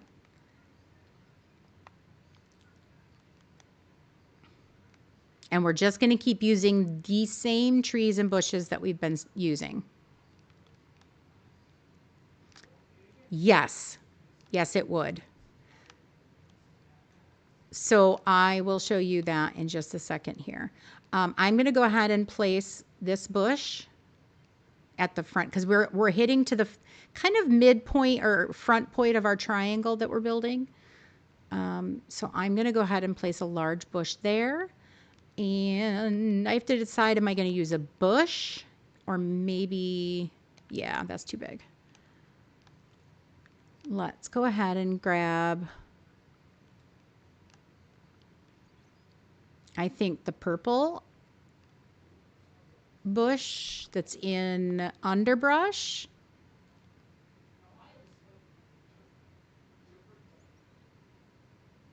I don't think a split shot is mandatory, so I think you'll be fine. I think it's just a matter of staying on theme and executing the theme well.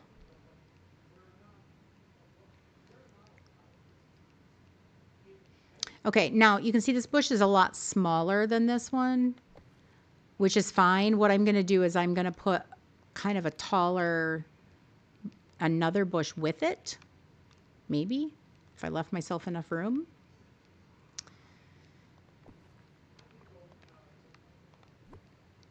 I'm just going to spin this bad boy around just to reduce its footprint.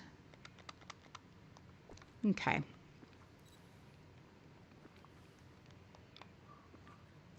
Yes, hi cat, hi cat. Okay. So you can see the colors and shapes starting to take effect here. And again, I'm going to create the same footprint as my larger bush, but just with multiple. So visually, it's going to take up kind of the same space. And we have happy, happy, happy, and then dark, dark, dark.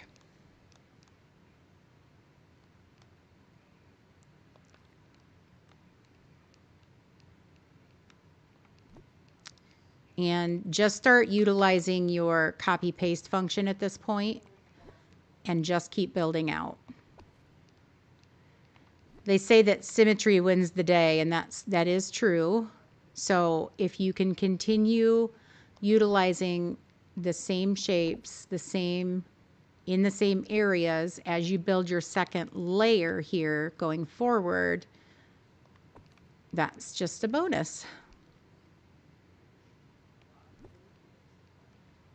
And then I'm going to curve this one forward just a touch.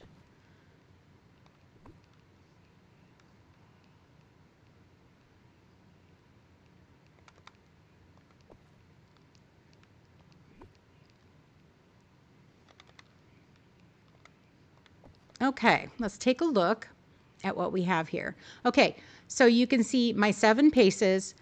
I now have foliage covering the entire front or the back half of my frame. I have my light side and I have my dark side.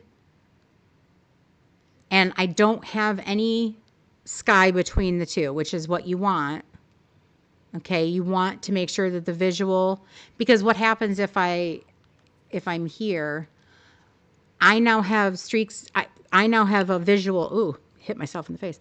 I now have a visual of blue that I don't want. I'm not adding that color. I don't want that color. I want to stick with just my light and my dark. So I want to make sure that where I'm at in camera mode range is completely covered, which it is. Okay, so now that I've got this place in mind, what you can do at this point is you can put your anchors for yourself. And what I just do is I pick a small item. It can be a flower. It can be whatever you want it to be. I'm just going to use a rose bush. I'm just going to drop it. And wherever that rose bush is, that's exactly where I want to stand. So I can now move around. I know exactly where I need to be to get the same. So if I go into, you can see I'm right back into that same camera mode. So just drop a piece down wherever it is your standing position needs to be. Okay. One thing that you need to do in Dream Snaps, and this is, it obviously depends on the challenge, but put some pathing down. Put pathing down underneath you, because what happens if I were to take this shot just like it is, it just looks like it's just empty grass. Like your mind immediately goes, well, why aren't there bushes there? Why aren't there flowers there? Why aren't there items there? My mind is immediately filling in the space. So I'm going to put path down. Now, this is where we're going to create our split. We're going to have good Vanellope and bad Vanellope. The I hate your house Vanellope and I love your house Vanellope. So I can come in here and look at all the different kind of pathing options that I have and choose the one that's appropriate for the build. So I'm obviously going to choose my Sinister Brick. This is going to depend on what you have available. Just know that, you know, there's going to be a little bit of a space in between you, but that's okay.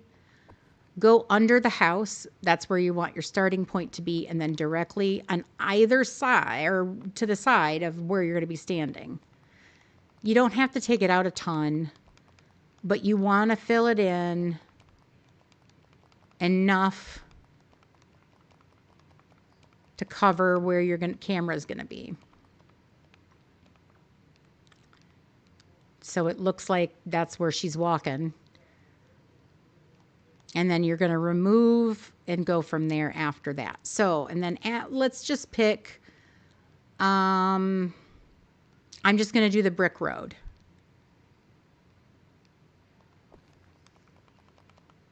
Okay. I'm just going to fill that in later once we're in our spot. So I'm just going to skip over this. Wow, that's got a big footprint. Isn't that crazy? That won't go there. Isn't that funny? I say funny, I mean, isn't that dumb? Okay. I'm just going to keep going the same way we did here. Again, we don't care what it looks like necessarily in the front. It's not going to show. Okay. I'm going to go back out of camera mode. Let's take a look now. Now you can see really how this is starting to take shape. It's the same as what we just did with our build at our campground. Layer, layer, layer. We start big, we go smaller, we fill in. It's the same concept with Dream Snaps. So with your split shot, it's the same thing. We have an anchor point. We're going to do one side from the middle of that anchor point, and then we're going to do the other, and then we're going to do path. So we're doing the exact same things that we did earlier. Okay.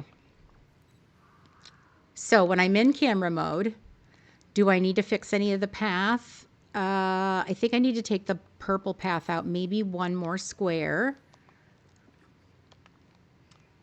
I think it just needs to be one thicker, just to eliminate some of that grass underneath.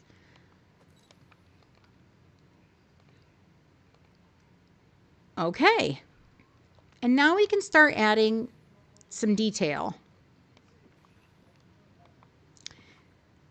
One of the things I like to add as kind of a buffer is some of this low foliage. Okay, so we could add maybe a pop of green right here in the front around this bush. Okay, so we could maybe add a little bit of interest there. And maybe we add this bright plaza fern, maybe? Do I like that? Do we like that? Not really. But we can darken up this side, right, with the fern, because fern's mossy, you know, ground cover. I kind of like that. That's pretty.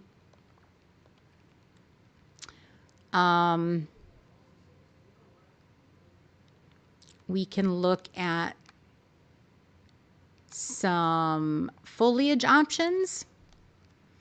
So if we wanted to add maybe some of these, because what's not light and bright but light?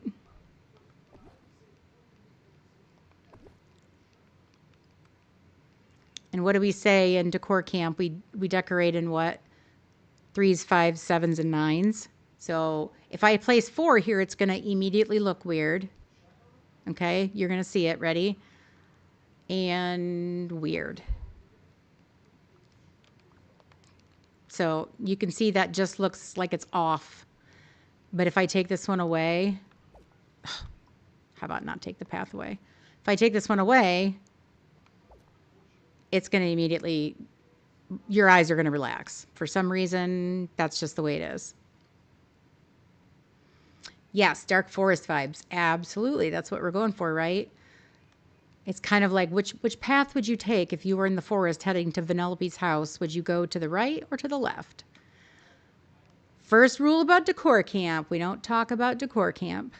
So what would be creepy if we placed these lights for our light and pretty side? Okay, if we place these lights here for light and pretty, what would we put on the other side? What would mirror that? In my mind, candles. I'm going to use the atrium candles just so they're always on and I don't have to.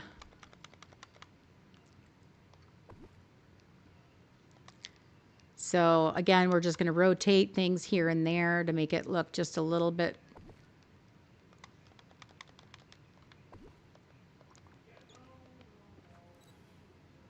Oh, hey, you get to watch this instead. Yay. Okay, so let's go into camera mode. Let's double check and see what this looks like and see if we need to adjust. Okay, so you can see we have 2 candles that are kind of in a line, so I'm going to want to move one of them into a different spot. I think our path is in a good place. Okay, so let's go ahead and do that. Do I realize how? No, I don't think I'm amazing. I think this took me forever to figure out on my own. But I appreciate that. That's very, very kind of you to say. Okay, so now let's take a look. That's much prettier. I like it. I like it. I like how it's shaping up. We've definitely got a light and dark section going on here. Okay.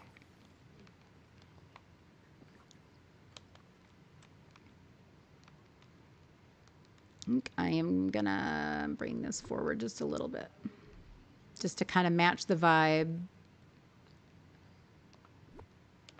we're going to put these kind of in the same place. Okay. So now we can take a look at some fun things. Like, do we want to maybe place, I don't know, wagons are kind of happy, right? Like, so we can just place maybe a little wagon. And then on the other side, maybe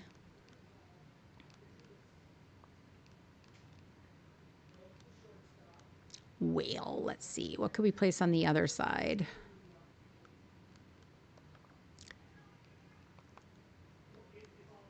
Basically, we want something that's kind of the same eye level. We don't necessarily need to be the opposite of a wagon, but we just want something. Maybe it's this cauldron.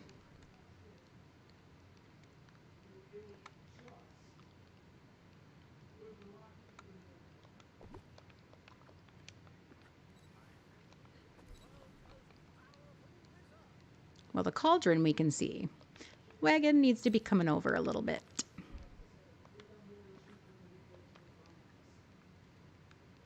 Oh, no, I get it. So let's move the wagon in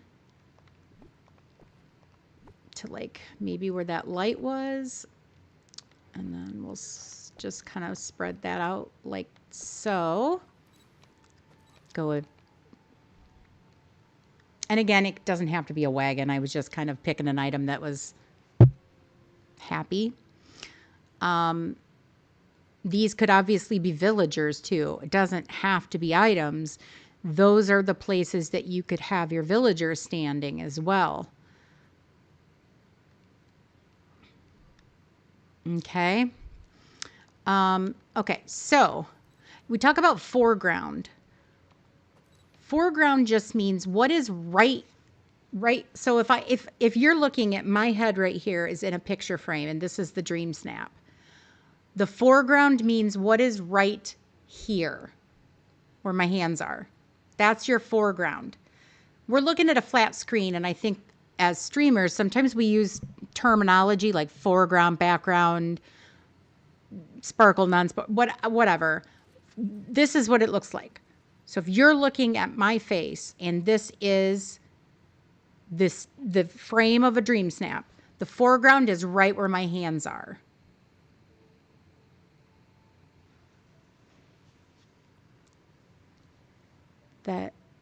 Yes, it does. That is true, Lainey. That is true. It does. I mean, I've seen it in a few. I don't have it yet myself, and I haven't used it, but that is true. I don't love the wagon, so we're going to take it out. But I know I want to use something in this place, right? So let's pick a different item. Maybe it's just something as simple as a nice, pretty flower pot. Or maybe it's this pretty little tree. Nah, I don't like the height. We don't want to cover.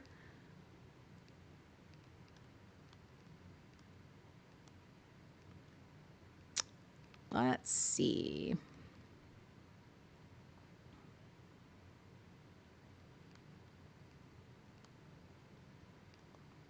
Here we go.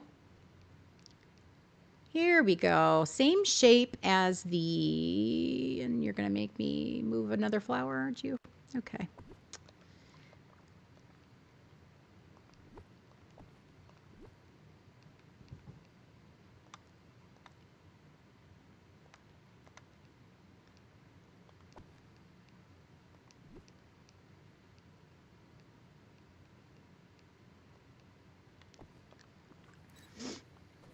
There we go. What's happier than a flower? Or I mean a fountain, right? Excuse me.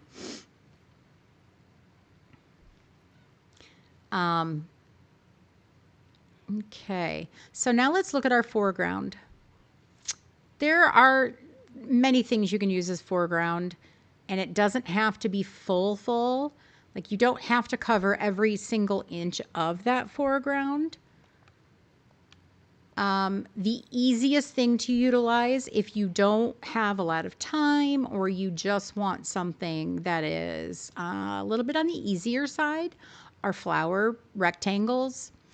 By placing the flower rectangles kind of in front of where, and you can see, this is the nice thing about dropping an item is you can see where your character is. You can drop a couple things in front of maybe just like 1 or 2 spaces in front. And again, we're rotating. So something like this. So now I've got a pretty little flower border. You could even make them different flowers. So again, we're doing a split shot, right? Okay, so you can see what that did. That added that pretty little flower there. Now I'm going to place something down that's maybe a little on the darker side. Maybe this one.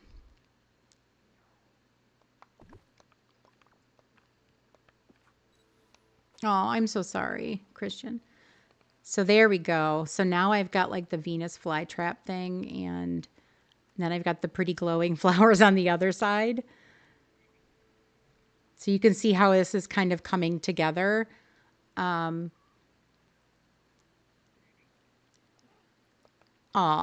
thank you. Okay. Last step is going to be light. And because of the new camera functions, this got a whole lot easier. You could fill your background with a ton of light. I mean, that can definitely happen. Not every light is the same. Some lights give off light, some lights do not. Like you're not going to want to utilize necessarily, you know, a bunch of these. These aren't bright enough to shine. The lights that are the best for this are these iron street lamps, and they come in all different colors. So you could make one side purple, one side green, or one side white, you know, like however you want to do that. You can fill the background with light if you want to. You could even just, you know, we left room back here, right? You could just put just 1 or 2 of each color. So if I do like maybe 2 or 3 purples just in the back side here, and I'm going to grab a couple, maybe just white ones.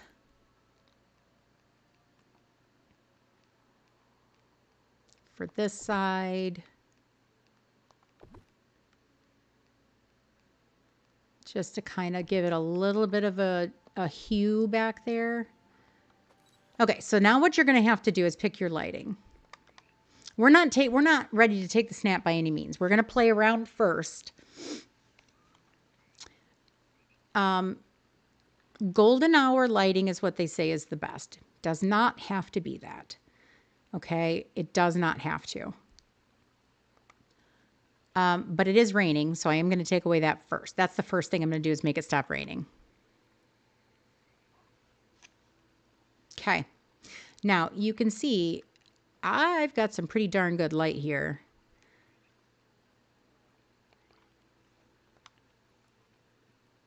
Okay, so now we're going to play around with time of day. It stopped raining. Let's look and see what kind of lighting I like the best.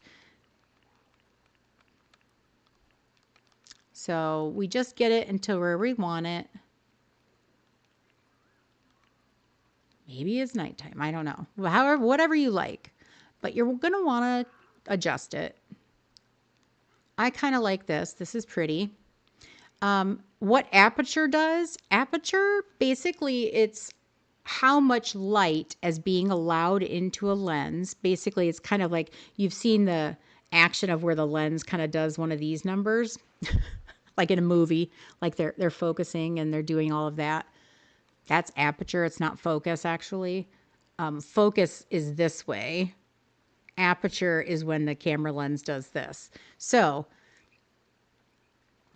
I'm going to adjust it because I don't want my background to be blurred. I want it to be really pretty and bright and focused. So let's do that. So now you can see the background isn't blurred anymore. I just had to open it up just a teeny bit.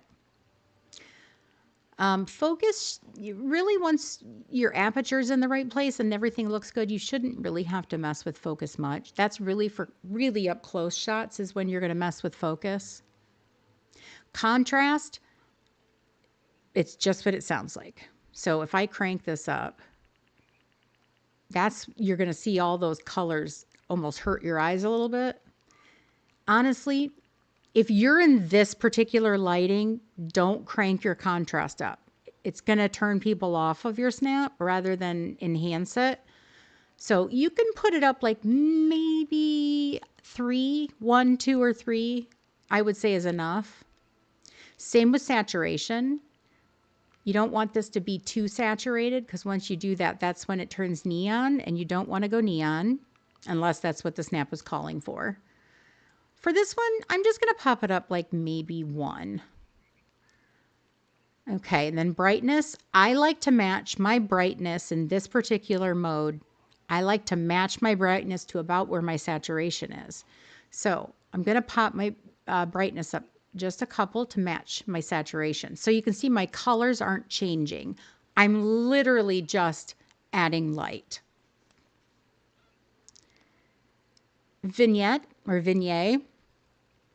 What this does is, you know, if you think of like an old movie where the screen kind of is dark on the outside and it's focused on the center. Oh, thank you for coming in. Enjoy your sleep.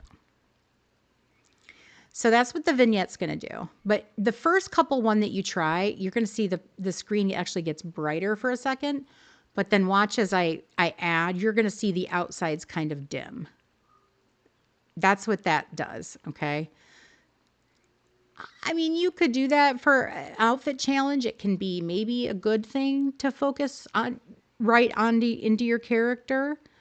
That's up to you if you want to add that. I don't think in a split type of shot, if you want to go a split shot route, I don't think you want to add much because it's going to take away, because now I'm evening up my split. Now my sides look the same. So I don't want to add that.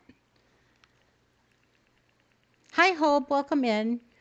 I want my split to remain very evident and plain to see. I don't want to add something that's going to make it look the same. So I would not suggest using the vignette or vignette when you're doing a split shot. Highlights, just what it sounds like. It's literally taking a highlighter to your salient points here so you can see, you know, take it up and down and you'll be able to see what it's doing and where it's adding light. So just play with it a couple times and see if you want to add that or if not. Shadows. Okay, so you can see if I take the shadows up. Up means not more in this case.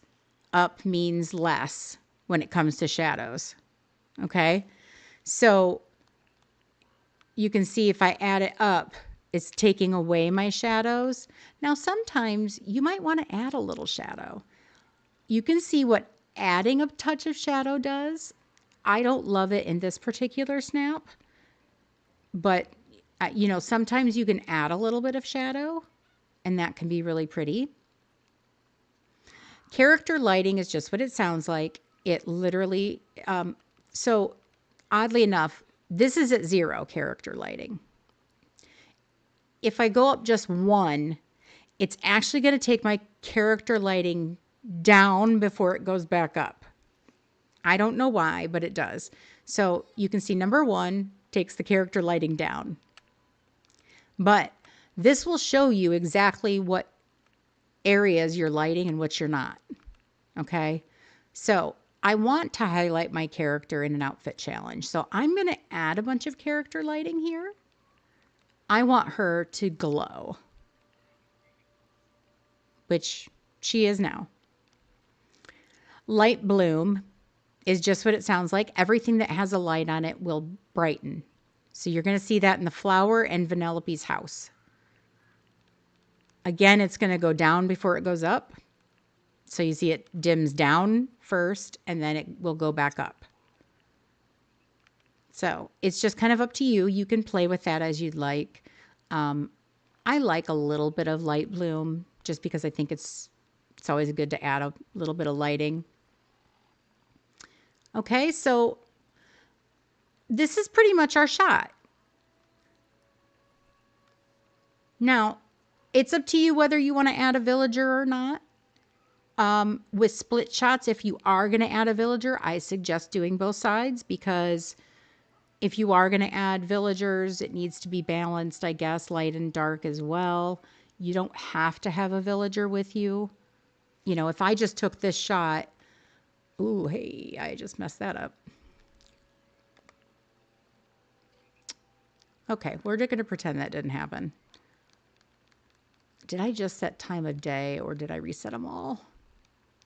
Nope, I think I just reset time of day. Okay, good. There we go.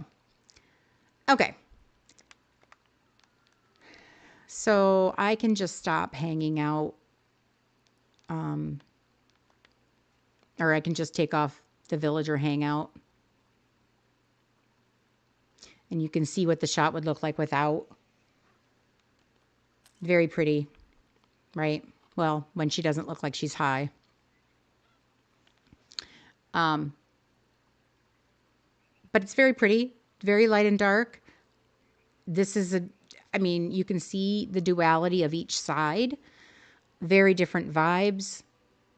Creating that split shot. We're literally just using basic items here, nothing fancy. There's nothing that you shouldn't already have. The only thing I would say, and didn't think about it at the time, but the little flower petals are premium shop items, but you could replace those with the Vitalis lantern. So you could do it with that, or you could not have those lights there at all. So it just depends on what you'd like to focus on. He's staying on the darker side. Yeah. We can choose, if you don't have a villager, I would suggest, you know, either posing with the bird. She looks very fierce. The bird is pretty. Or you could use the staff. You could use your tool. If you don't have this particular Maleficent staff, you could use your one of your other tools, that your net, your snippet catcher, I mean, I wouldn't necessarily use the net, but you could use a base raven. It doesn't have to be Diablo. You can use a raven that you already have. You could also do something like this to just enhance the look of using the light and dark situation. If you go to your wardrobe, go to either, I would say the bunny or the raven. That would work. Trying to think of what else. The snake would work. The dragon. The owl. Use a dark creature. I'm going to do this with the crocodile, I think. So, or the bunny. I'll do it with the bunny. We'll do the dark bunny here. So I'm going to stand just a little bit to this side of my drop zone. Just a little bit. I'm going to, instead of starting here to take my snap, okay, I'm literally just swinging my viewpoint to the side. Not quite all the way. Just so I'm a little bit, like maybe 25 degrees, 30 degrees off. Okay, I'm going to go into selfie mode, go into second camera mode. Okay. And then I want you to go into your critter pose and then swing your camera back around And you can see I am now on the light side and my dark bunny is on the dark side. So now I can dress in something pink and floral and super pretty, and then I'm holding up this dark bunny. So this is how you get that effect of the light and dark being split between the character and the companion. Is you just, again, you start here, turn your character just so she's facing a little bit off center. So about like that. So about 25, 30 degrees. Second camera mode. And then go into critter pose. And then swing your camera back around to the front. And then now you've got that. You can still see your character's face. You can still see the bunny on the dark side.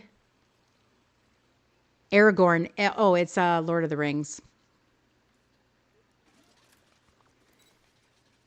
Now, if I said, oh, I need to face this way. If I do it that way, what happens is you can't see your character's face.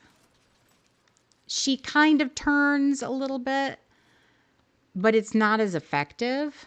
See, look, she's looking at the bunny and you can't really see her face and it's just everything's flat.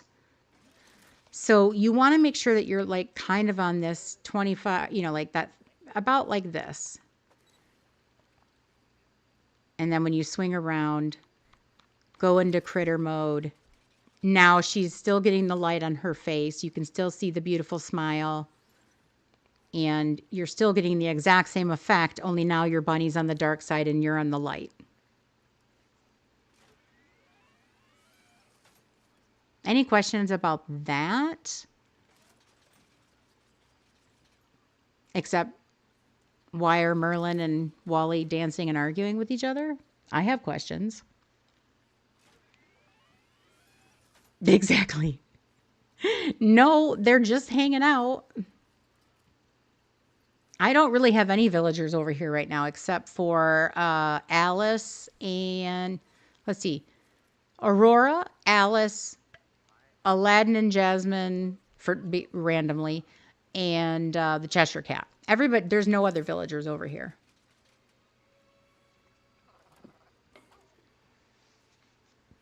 I know, I love him in his summer outfit. Oh my gosh, look at that.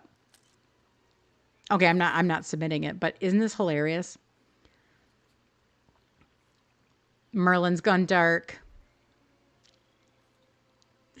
Merlin's gone dark. So anyway, any questions on how to get that kind of split shot idea and pose in? Filling up your foreground. You can see even if you put some, you can use marshmallows or buttons as sparkle and put them just right in front between you and the planters. And then you could have sparkles and then you're just, you can just add from there whatever you want to add to your snap at that point. Did this help you guys? I hope it helped. I tried to use items most of you would have, but most of the stuff can be swapped out for the basic items. But this is Vanellope's house gone dark and light. But you could do this with, you could do it just in front of the beanstalk with no houses. So here's what it looks like. Lisa, you had asked me about using both houses. You have trouble filling up the background, but this is helpful. Okay, good. Yeah, so if let's take just a look at it again. You can see that triangle kind of shape. You can see exactly how that built out. But if you swing down, again, your camera level is going to make everything look, objects appear closer than they appear, or than they really are. It's kind of that concept. Yes, outfit we will definitely play with too. Let's play with some outfits. But yeah, so if we look up from above, you can see that build from back here. And you can see how that's being utilized a little bit better, that triangular shape with all the low pieces here in the front kind of wedging in a little bit.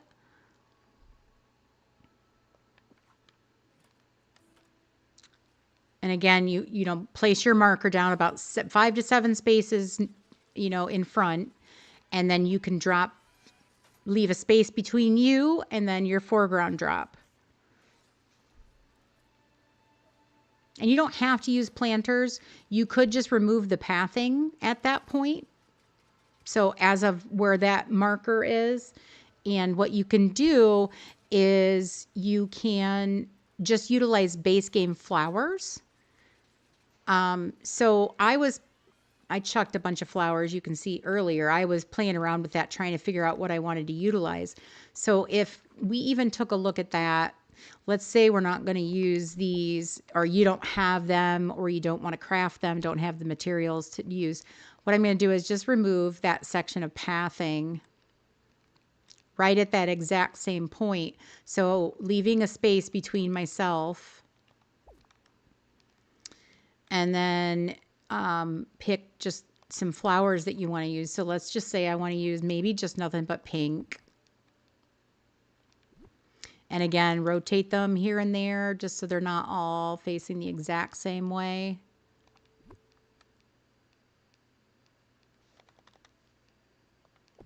But you can just fill that same space with just a bunch of flowers at the same interval. So you want them to kind of be evenly spaced, but don't face them the same way, if that makes any sense. Except for the one that's going to be kind of directly in front of you, make sure that's facing the camera. Think of it elementary school wise, right? You say, if you're talking to a child at a photography studio, what do you say? You say, look this way, and say cheese and face me. Your items should be doing the same thing, right? So look this way. So the ones that are going to be front and center, look this way and say cheese. You wanted to have its best face on. So yeah, we could just do something like this. This is just plain flowers, black and pink. And it will shape up your foreground the exact same way without using planters. So if you don't have planters, then do it that way. I would just leave a teeny bit of a gap in the center where you're going to be. So we can actually bring these in just a teeny bit, I think. And I think then we should be able to see 3 of each. Hi, Keto. Welcome in, guys.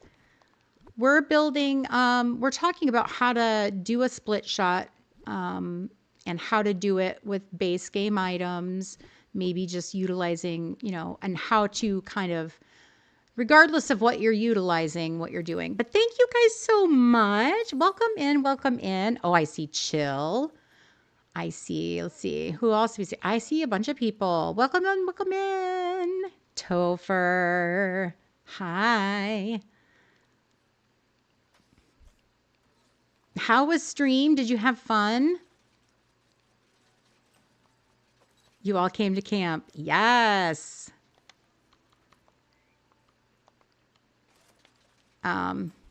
So yeah, if we did that kind of shot again, you can see now my foreground is just plain flowers. So it doesn't have to be a multicolored planter for your foreground. I just put something there, whether that's a pretty sparkle or you're just going to use plain flowers. It can just be plain bushes. It doesn't have to be fancy schmancy. And then my next tip, I'm sure that you've all seen the thought of doing close-ups. They saved your life with the quest. Oh, well, that's good. I don't want anything to happen to you. Welcome in, darling. Now, I said it's great to have you here. If you don't follow Keto, please do. And Topher. Topher is over on the Twitch side, the purple side. And there's a King Collector in chat. Uh-oh. Uh-oh. You do have to dash. No problem, Keto. Thanks for stopping in and help. Thank you for trusting me with your community. I appreciate you. Okay, so next we're going to talk about close-ups. Close-ups are really popular for a reason. They look fantastic in snaps. There are a few items that do this. The one I like to use the most is the castle walls, but if you don't have the castle walls, the car works, the Jafar cooking table, that one works as well. Hi, Reese Rose. Oh, well, welcome in. It's nice to have you here. There's the link if you'd like to subscribe to my channel. That would be fantastic. I'd love to have you. What this item does, not every item does it. So basically, it keeps the camera from refocusing and it forces the camera into your character instead. So I like to use one of the smallest, tallest pieces. And then I can flip this. And the reason I like this item is it doesn't create a giant shadow like the car would do necessarily. Just put this as close as you can to your foreground. Remember, your foreground, if we're looking at a flat screen, right? You're looking at this flat screen and you're trying to build your picture based on that. So if my box right here in my face is your picture, foreground means right where my hands are. What is right at the base of your picture? Okay? Right where our flowers are, that's our foreground. So what I'm going to do is I'm going to place this tall castle wall. And what that's going to do is when I go into camera mode now, second camera mode, it's going to, you'll see that camera, how it just popped. It popped me forward. That's how we get close-up shots. It's going to do that because Wally's walking near it. But, okay, so that item is just going to focus the camera forward. And he broke it. Thanks, Wally. See if I can get it to work again.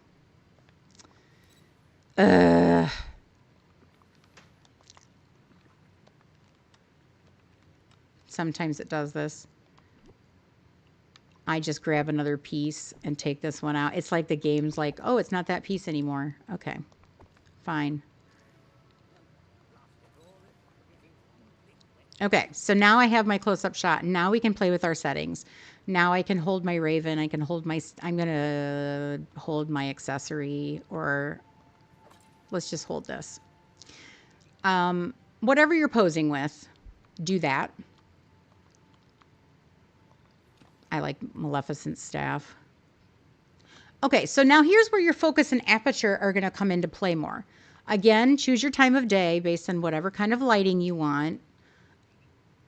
And then, oh, for Pete's sake.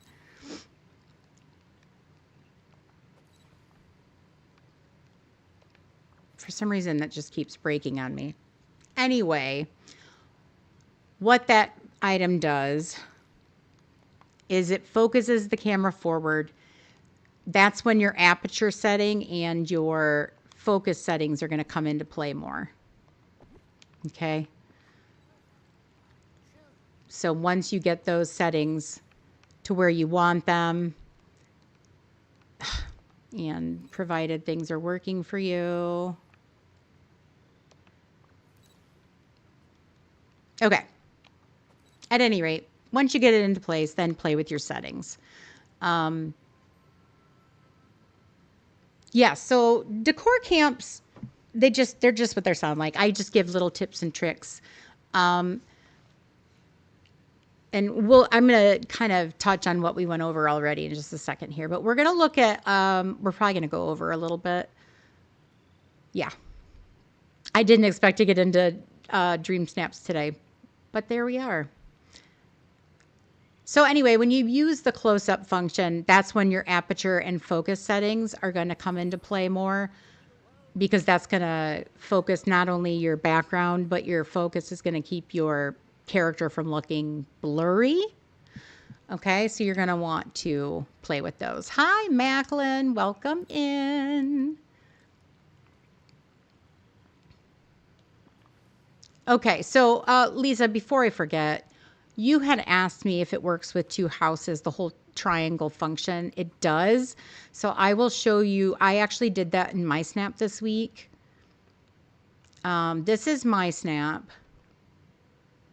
So you can see I am directly in the center. The beanstalk is my anchor point, and then I have used the Nightmare Castle first, and then the Corona Castle for my first layer, and then I am slightly going out to my sides to create that triangle with the two small cottages. And then I'm doing the trees in the center and then my path up the center as well, again with different bushes as my foreground. So you can see how I did my foreground. I don't want to cover my character because this is an outfit challenge after all this week. But, and then I've done a character on each side. So that's how I've done it with the two houses. Again, you're decorating in. Hi, Jenny. Welcome in. Oh, well, that's fantastic. And you don't have to layer this many houses. You can just do the two cottages with trees behind you. Again, though, remember you want to do it in odd numbers. You say, but there's 4 houses. That's not an odd number. Technically, the beanstalk is my 5th. Remember, that's my anchor point. If I didn't have that there, it would look like a big blank weird space in the back. So just remember the decor, 3, 5, 7s, and 9s. Always keep to those odd numbers and you'll be happy. Also, I had somebody ask me earlier, why their snap looked weird and they couldn't put their finger on it. Just like we read right to left, our eyes see color in the same way. And when you're reading color, light to dark, if you wonder why most people are putting their light colors on the right, it's an automatic thought that you may not even know that is happening. It's kind of like reading right to left. Your brain automatically goes light to dark. So, yeah. That's why sometimes if you see a reverse rainbow, you'll be like, those colors look weird. It's literally just because your brain wants you to flip it. If you talk to an eye doctor or know an eye doctor, they'll tell you the retina, your images are flipped, right? And when they look, there's like your focus goes narrow and then it flips the image and projects it back out to you the right way. It's the same reason when you're taking a selfie backwards versus flipping your camera. It's your brain does weird things when you're, that's why when this shoulder itches and I look on camera, I'm like, what is going on? My brain doesn't compute it that way. So light to dark is more natural for your eye. Just from me to you. It doesn't mean you can't do dark to light, but if it looks off to you, that could be why. So look at how your colors are arranged on the screen. Any last questions about like the decor of the snap itself? We're going to do much more with this actually in the next decor camp, but I definitely want to get to, let's pick an outfit based on not having premium shop. Okay. I like to go to the Dream Snaps tab. What if the snap title has been Thorn and Roses? It's possible. I mean, that's definitely possible. Like I said, the brain does funny things. If we saw it as Thorn and Roses, we absolutely might have done that right to left thing just the other way around. Sure. I buy that. I mean, I'm not a brain scientist by any means. I know, right? His face is like just locked in. At one point, I had Maleficent and Aurora waving at each other, and I was like, that's just weird. Ladies, put your hands down. It just looks weird. Okay. To get your tags as high as possible is always the best route. And in snaps, that's with outfit challenges, that's always harder than it is with decor. Obviously, we can hide stuff in decor. Outfit, it's kind of the same concept. So we are lucky in that the premium shop dresses allow for more tags than any other dress. Did I trap them? I did. I did. They're both trapped with just, I think, rocks and perfume bottles. But you can't see it because it's behind. I used my bush. It says bushes. I used the bushes in front to fill out my foreground. Hi, Ruby. Ruby. You didn't memorize my schedule yet, Ruby? Hi, Tiger Lily. Welcome in. Welcome in. Okay, so the premium shop dresses have the advantage that they do allow items. So you can wear a necklace, you can wear a bracelet, you can wear a ring, you can wear all kinds of different shoes, socks. These new dresses do allow for higher tags. So my tags in the outfit that I had on, which I can show you what I did. Well, we'll get to that. But I did wear this dress and I wore the cloak, those shoes, earrings, a watch. I had a lot of different stuff on. My tags were 10, 9, 3, and 10. But like you guys asked, what if you don't have those items? So if you did not get those items, I would say start with the highest tags first. So obviously right away you're going to go down to 3 tags. You're not going to have any 4 tag items unless you've finished the Briar Rose quest, which in that case I think that dress is, but you're hindered because you can't wear a lot of things with that dress on top of it. You can wear some, but not all. So at this point, because I can't do 4 tags, you're going to want to do a lot of separates. Don't wear dresses or costumes. Dresses and costumes, even though they're up here at the top, you're going to be limited in what you can wear with those items. So if I choose this, right, and I can't wear, I don't think I can wear the necklace or a bracelet. Oh, I can do a necklace. Wait, no, can I? Yes, you can wear a necklace, but you can't wear a bracelet. So again, right away, you're limiting yourself. So stick with separates. So I would say start building from there. So if this is the next item on the separate list, that's going to kind of sway what you're doing a little bit to the dark side. So you could start then building a dark outfit. Say that 5 times. Dark outfit based upon the wings alone. And that's kind of how I build out. So if I don't have any of these items, the new items, I would build an outfit that looks something along these lines where I'm just starting to fill in the highest tags I can. I'm not going to choose this because this is a shirt and a jacket. I want to be able to wear 2. So I'm going to pick my own shirt and jacket.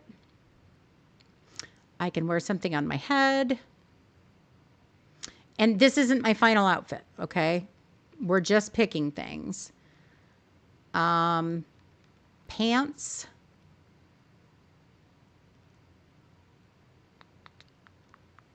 I already have something on my wrist. I already have something on my back.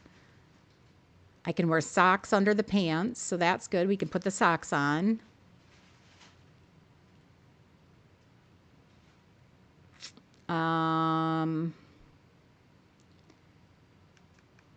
Jacket, let's see.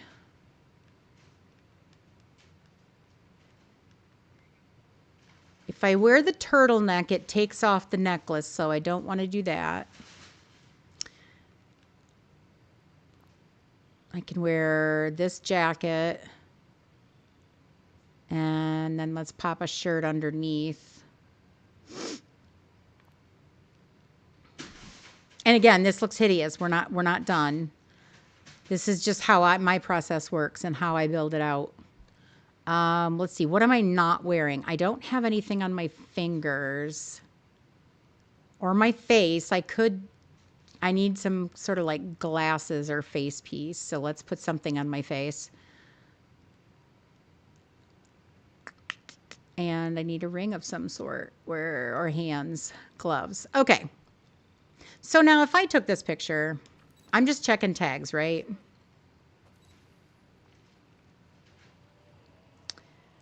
So I'm just going to snap that. 119011. Okay. Obviously, I need to focus on the 0. So I'm going to look at Sleeping Beauty only.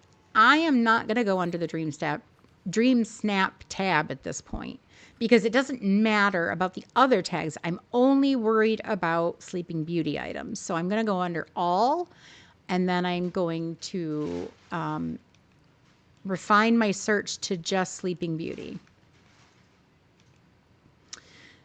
So what could I change here? I could easily change the shoes, but that's a premium shop item. I don't want to do that. These are all premium shop items except for this Phillips sword one and the Bard's cap. Okay. Lainey, because I think you're the one who asked me this.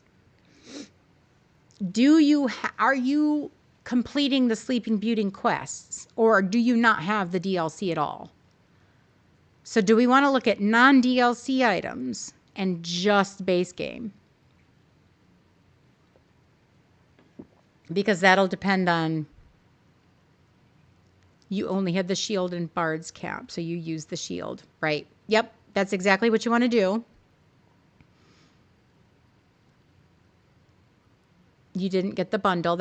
Yeah.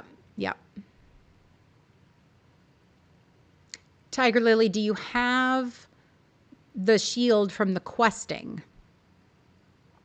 Or do you just have the base game itself and not Storybook Vale? Because here's the thing. Sleeping Beauty items are under, so if we go back to our tags here, go into camera mode, and if I were to take this picture, you can see that the bottom 2 items, the Sleeping Beauty and Bold, those 2 tags are recommended only. You don't have to fulfill those. Now, the higher you can get on those, basically the better it is, because it's going to increase your exposure in the game. It's not going to necessarily give you, like I think probably Senpai explains it, but it basically affects the algorithm on how many times your snap gets shown. Now, if you have a 0 in one and 4 in the other, does it mean your snap's never going to be shown? Of course not. I mean, we all see snaps that are just weird. Obviously, you want the base 300, which is fine. Nothing wrong with just getting the base 300 Moonstone. But we all see those in voting. So Sleeping Beauty is not required. You used her level 10 dress. That's fine. That's great. Anything from Sleeping Beauty. So it's just clothing items, not decor. So it's just clothing, but it can be anything. It doesn't have to be in the Dream Snap tab. So let's say I add, if I go back here to my wardrobe, I don't have to be in this Dream Snap section. I'm just looking at Sleeping Beauty here, because that's all I really care about. My other tags are fine. I don't have to change those. So if I just wanted to maybe change the wings, or maybe just the shoes, or maybe I wear the Bard's cap, I can do that. But maybe I just put the shield on. And now if I go into voting, in taking the snap, and I look at my tags, I'm 11, 9, 1, and 10. It only took my Bold down by 1 and added the Sleeping Beauty. So, I would say that's probably the better option. So now it's about refining. So just like in Decor, so you know how we go into Decor and we say, I didn't like the wagon and I switched it for the fountain, right? I didn't like this red wagon over here and we switched it for this pretty fountain. You're going to do the same concept here.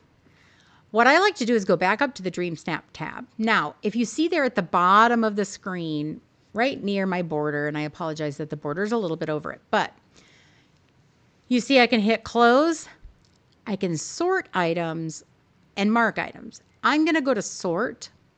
I am going to now sort by type. And now I can refine it down. So let's say I hate this crown. I want to wear something else. I can now change that out. The tags are not going to sort with your item. So make sure that you're looking at that matching tag section on the bottom. See where I can see if I wear this heart of crown, I now have 2 tags instead of 3. So this is where you can just refine based on the item and this is where you can make your items make sense. Okay. So you just play through it. I can wear the bard's cap if I want to now. So let's say I'm going to keep that as my hat item. Let's go down to, ooh, I have the horns, bees. You know, like you can kind of look around. Maybe I want to go more wizard with the shield. Maybe I want to stick with this because this did have really good tags. I mean, maybe I like the dark crown. So I'm going to keep that, but I don't necessarily love this mask. It's a winter mask. I mean, it doesn't really make much sense. So now I'm just going to kind of look through which has the best tags. I personally liked this one.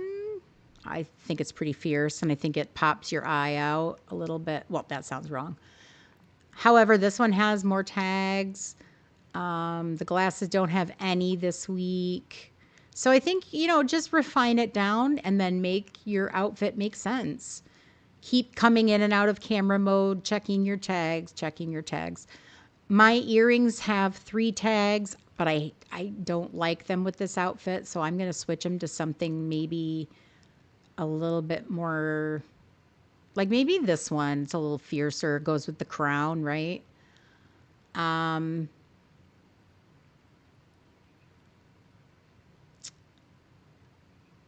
But yeah, just start playing with it.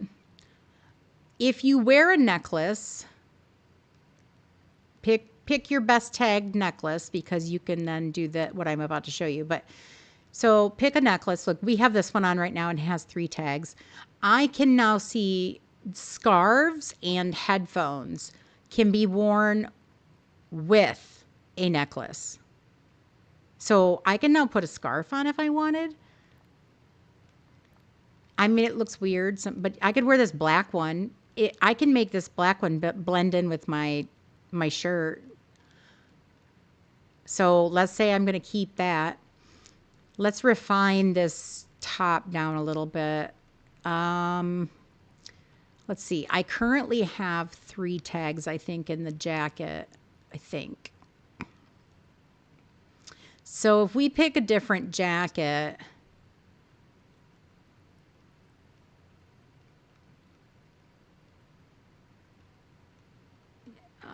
there's the one I'm wearing. Okay, yeah, so I have 3 tags right now. So even if I went down to 2, it wouldn't be horrendous. What if I did something like this? Or even just the blue wool coat? And just go full on dark. And then keep going down. I'm going to look at shirts. I have a bright white shirt on now, which I don't love. But I could switch it. And let's go maybe...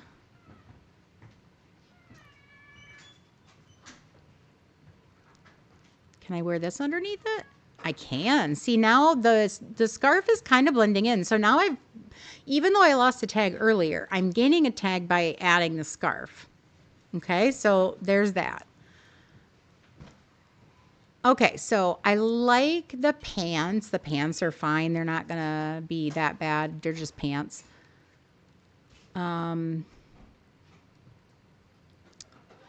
We have our back item, right? Because we are adding that Sleeping Beauty element. So we're going to keep that. Is that a cat? Yes, that's Gus. Guzman, do you want to come say hi? Come say hi, bud. Oh, he tried to run. No, he just wasn't sure where I was going. Oh, you gonna say hi, mister? You want to give me kisses? Thank you. Gross, but thank you. Yeah, his breath stinks. You got a stinky breath. He just needs to say hi. He's food motivated and he wants to eat.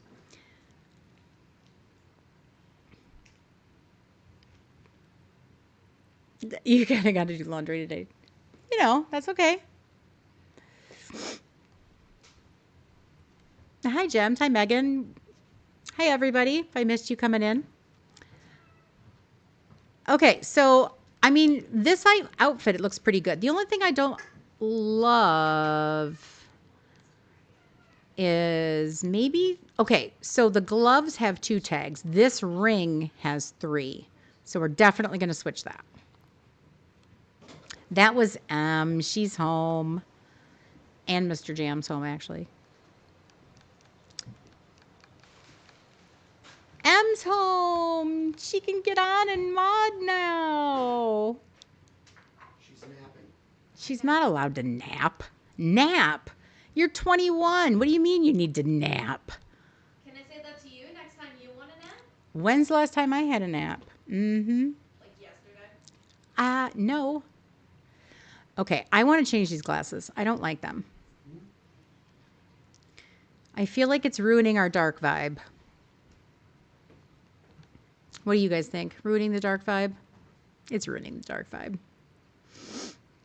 So now I can look at, we're just going to refine even more. I currently have 3 tags. So going down to 2 isn't going to be horrific.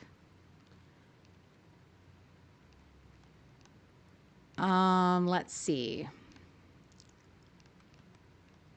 Can we get 2? Oh, there's these. I mean, it's not the worst.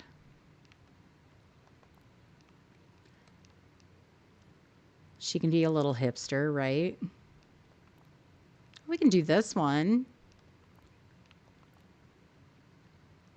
Okay, okay. So if we did something like this, so remember when we talked about doing like a light and dark kind of character placement?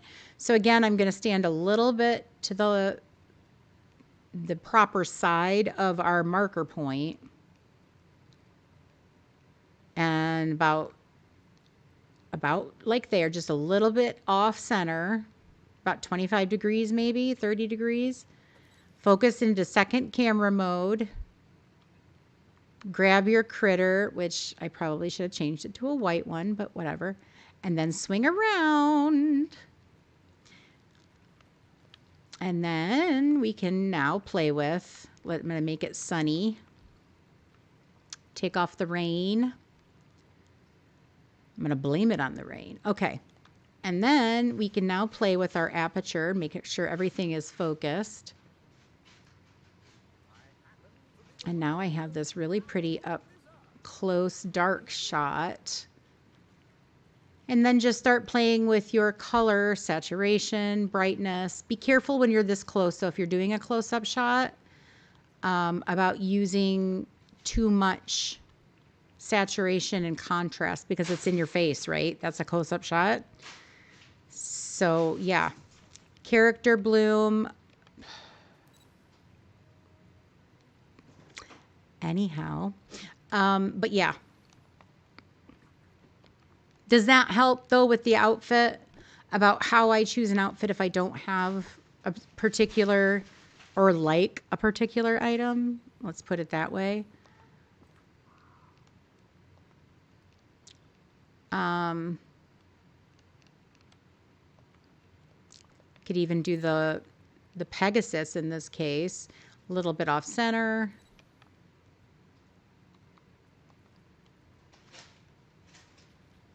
Oh, that's not going to work because he goes to only the one side. I wish it would swap sides.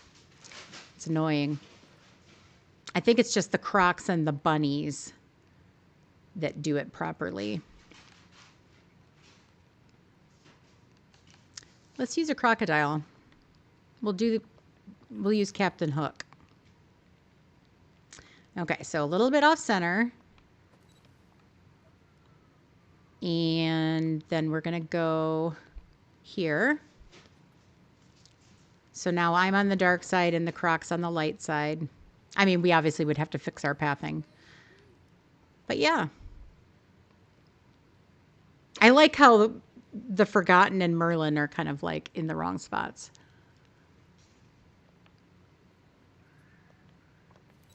Does that help though with the outfit? So for close-up outfit, when you can't see the whole outfit, does that defeat the purpose? Okay. Let me show you. Hola. Bonjour. Let's go. I'm going to turn. Très bien.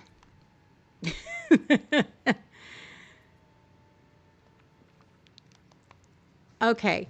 You can do close-up, but not close-up, if that makes sense. So I am just going to choose. I don't think I have a Vizier's table in here. Maybe. Let me see.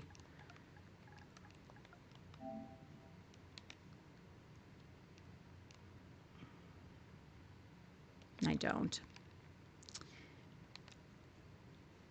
Let's do the car.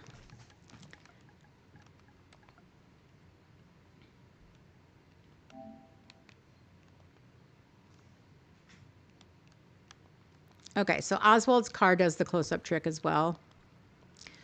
So you can do a close-up, but not a close-up, if that makes sense. So instead of like just a couple, okay, so I'm going to do something like this. Okay, so you're going to see it gets really close up. I'm just going to back my camera off. Very teeny increments. Oh, it's a Z. So you can see I'm still close up. The only thing that's not showing is my shoes.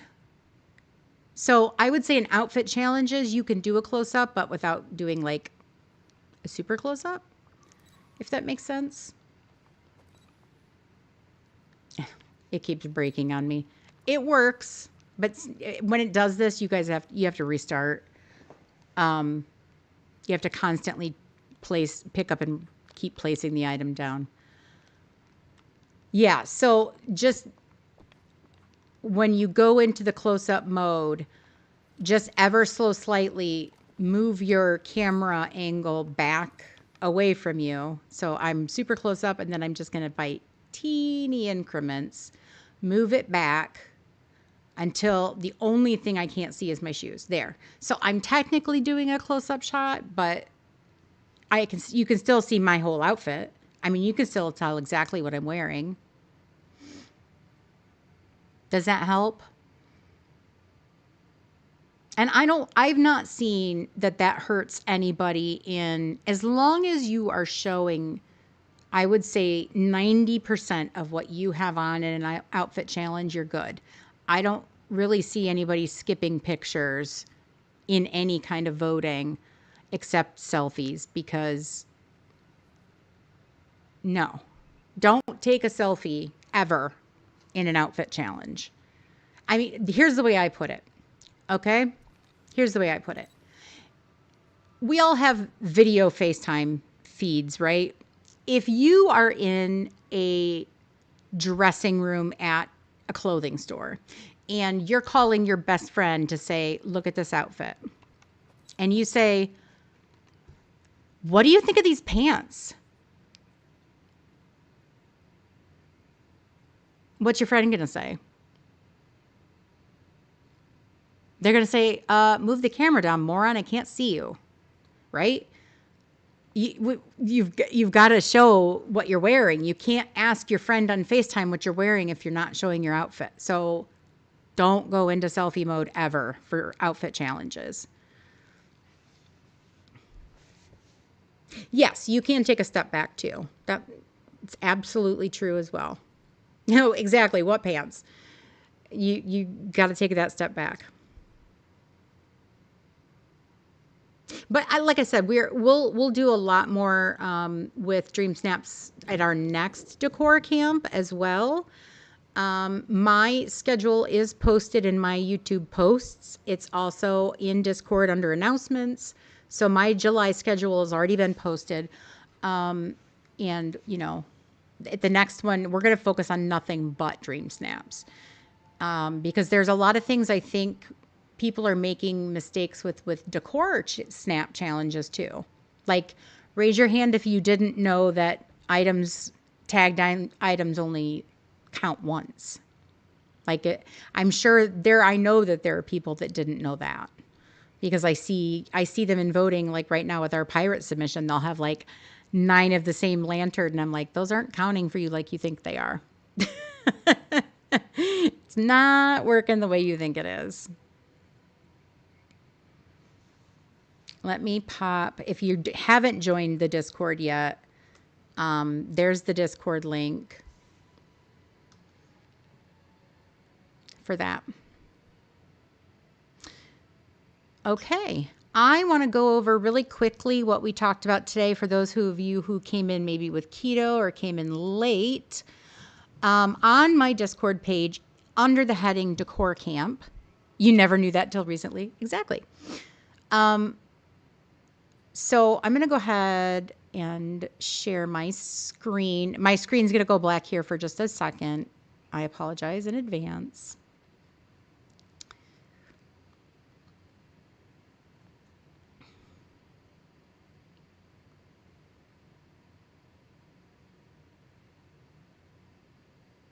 Sorry about that. I'm still here. Just bear with me while I get this open. Okay. So we talked in the Discord. You have this access to now in Decor Camp section. This Excel sheet. There are 4 tabs at the bottom of the Excel sheet. So you can see here, main plan, theme ideas, which is just meant to be for like jotting down what you're thinking about for your valley. Like, I want to do a Toontown, I want to do a fairy area, I want to do Barbiecore, whatever it is. Theme ideas. Villagers, this is all the villagers that have a movable house. So villagers not listed, Mother Gothel, Jafar, Elsa, and now Maleficent. So you won't see them on here because they don't have a house to move. And then all of the house skins, I think we got them all now. So make sure that you're looking at the 0.1 version of the attachment. This is all of the houses for house skins. We have them multiple times because you can see now we have them, we can use them multiple times. With this latest update, now we have the main valley, Eternity Isle, Storybook Vale, and you can have one on a floating island. And so every time you utilize or move it, this is just, you can use this worksheet however you want.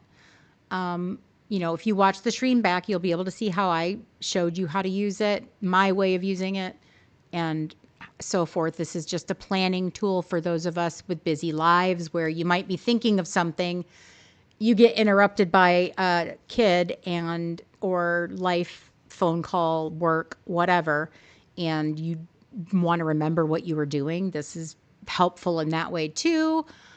So yeah, this is just a tool for you to utilize, but it is in the Discord under Decor Camp. You can use it, download it, share it, and I hope this comes in handy for all of you. And then let's go ahead and I want to pop down back. Okay. So we talked about that, and then we talked about the steps of decor, right? No, I don't want to do that. No, stop. Cease, desist. We talked about the steps. If you're not a natural decorator, some good steps to follow are plan first, go to the biome or section you're going to be working on, place your buildings and the villager pieces that you just planned out on that worksheet first. Secondly, pick your color story of your trees. Trees are bigger items and they can't go on pathing. So we want to do trees first. Do like an eye doctor, better one, better two. Which tree do you like better? Do I like this one or this one? And then eliminate down. So I start with like as many trees that catch my eye, and then I eliminate until I only really have 2 or 3 left. And then I pick my 2 favorite. That's what's going to be through the entire build. And then if I want to place a third, I can keep that as my accent tree. So we placed these 2 as our main tree. These are going to go everywhere. And then this one was an accent tree only. So after you've placed your trees, then you can start in one small area. Don't try to do the entire biome. You're going to overwhelm yourself and feel very scattered very quickly. Go to one area first. So I am going to decorate nothing but this triangular A-frame cabin. I'm going to build out this entire section exactly how I want it, showing what I want it to show and portray, and maybe the little Von Trapp family here is going to have exactly what I want them to have, and then I'm going to go to my next build, which is this black tent maybe. And these are my upstate New Yorkers who brought all their laundry. I don't know, something. But go one build at a time until you're now just in foliage. At that point, once you've made all these little small builds, then you bring everybody together into a cohesive build. That's exactly what I did. So let me take you to my most recent build was my floating island. Might help if I push the right button. I did a mermaid build, and I did it in my Forgotten Lands island. I know, crazy, right? Like mermaids, Forgotten Lands, but I made it work because I figure you can decorate in any manner. Doesn't matter. It's all about the colors, items, and villagers, and those things that you are choosing to work together. Oh, I'm really grateful. I'm really happy to hear that, Megan. That's fantastic. Little parts at a time. So when I did this mermaid build, first I placed, I knew I was going to place, my plan was to do Ursula, Ariel, and Eric. And then I did the biggest thing first, which was my giant water feature. Okay, so once I had that water feature down, so you can see this water feature, I'm going to actually go in the air because you can see it better. Okay, so we started with giant pieces of water, and I made just basically a winding river to the other giant piece of water. And I just connected them. That's basically all this is just 2 big water areas connected with a river between them. Oh, Jesus. Oh, my God. Okay. I apologize. Holy Toledo.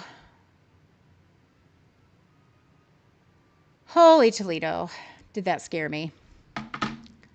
Okay, I'm going to need a second because, oh my God. I'm sorry, but that was our emergency system, if you didn't know. I scared you. I'm so sorry. It scared the bejesus out of me. Whew. Our 911 system is out. That's what that was. Oh my goodness. What alarm. Yeah, that was the Pennsylvania Emergency Services. My goodness. Okay. Well, we're not, I don't hope I don't need 911 now. Yeah, I don't know why it's out. Something. I don't know what they're doing, but. Oh, we met our like goal. Thank you, guys. Okay, so anyway, what I did with this mermaid build is I literally started just with this river piece, the water, and then I filled this, I did this path first with this fountain, and then I literally just started placing 1 or 2 items down at a time and going around this section here to this back section of the water. I didn't do anything beyond here. So it was literally just that one square section. Emergencies cannot be emergencies. Exactly. Exactly. No, Bug, we don't wish her to have a good nap. She needs to stay awake. She's 21. Get your laundry done. Clean your room. Do your homework. You want to add jumping to the Valley. It's funny you should say that because I was playing Harry Potter and then I switched to DDV and I was trying to jump all over the place. It was hilarious. I kept hitting my button and I'm like, I'm not jumping. But yeah, small builds at a time. Small builds. It sounded like your meds alarm. Well, take your meds. But if we go up in the air, we can kind of see how I did these builds and which sections I did, at a time. Like you can kind of see it. I just make them all work together later with different pieces of foliage. So you can see Eric has red trees. Ariel, she's got much more like open water and the pink glowing flowers and all of that in the water versus Ursula, which just has like lily pads and grasses and all that kind of stuff. So anyway, I don't want to get too overwhelmed yet. Right. My biggest piece of advice though, right? The first thing about Decor Camp is we don't talk about Decor Camp. That's our joke. Decor Camp joke. But no, it's your valley. It's your valley. I don't have to love your valley. It does not have to work for me. Where I place Mickey is not where you're going to place Mickey. It's yours. You have to feel, when I go into my plaza makes me smile. And that's all that matters. Always keep that in mind. Don't let myself or any other creator say one thing is better for you over another. Some people do storage islands. I personally can't do it. I've tried it twice. I have to go inside. I love my indoor items too much not to see them all the time. And so I like going in and out of my house. It's not about function at that point. I don't care that I'm going through 12 doors a day. It's the way I like it. But nobody has to do it. You don't really understand diagonal paths. We're going to be playing with that. I don't either. We're going to be playing with it soon. Yes, hi Varda. Welcome in. So real quickly, before we tell each other Auf Wiedersehen, goodbye, au revoir, my schedule,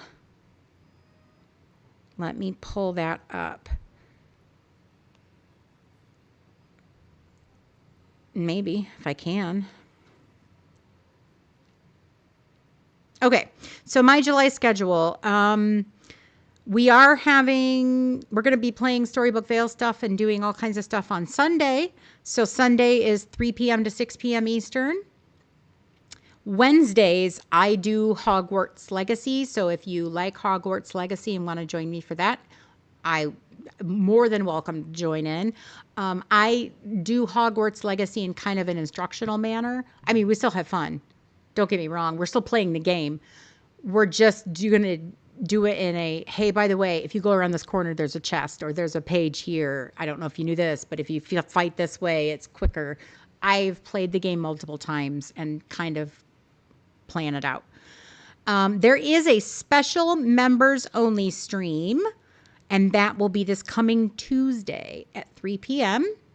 So if you're not a member yet and would like to become a member, I'd more than happy to welcome you in.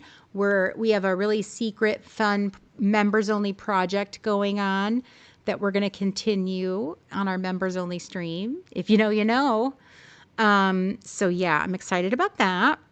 And then Friday, again, we're going to be, that's coming, the following Friday, we're just going to be playing DDV. And then the next Decor camp is a Sunday. So Sunday, it'll be 3 to 6 p.m. for the next Decor camp. It should be a Decor challenge. So we're going to be talking about a Decor challenge. Nope, just next Wednesday. No Hogwarts before then. I mean, Coco might be doing some Hogwarts playing, but my next one was not till next Wednesday. Or this coming Wednesday. So yeah, members only stream coming up, another Decor camp, all kinds of fun things. Like I said, check out the schedule. It's on Discord and in the YouTube post section.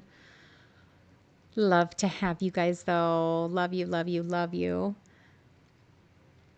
I have never done a raid before from YouTube. So can I do it? I don't know. Let's see. I don't know how to do it, but let me check it out and see if I can figure it out. If anybody knows. Oh, by the way, our poll, everybody thinks Dazzle Beach is the hardest to decorate. Interesting. Dazzle Beach. It's funny, I don't find Dazzle Beach, oddly enough, the hardest to decorate. I find the Frosted Heights is my answer.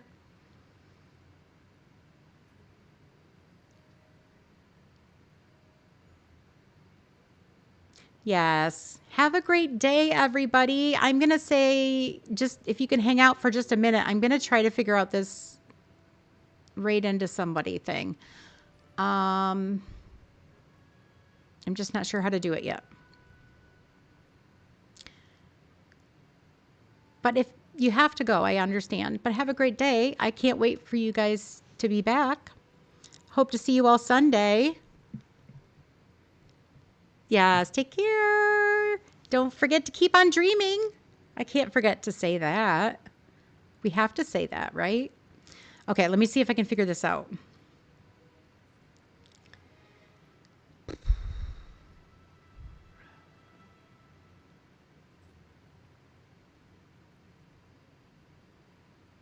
Yeah, I don't know how to do it. So I'm just going to grab a link from somebody. Oh, you guys are welcome. I'm glad you guys had a good time. I hope this was helpful. You guys will have to leave me some feedback in the comments too if I didn't see your answer, but I hope you guys found this all helpful. Let's see.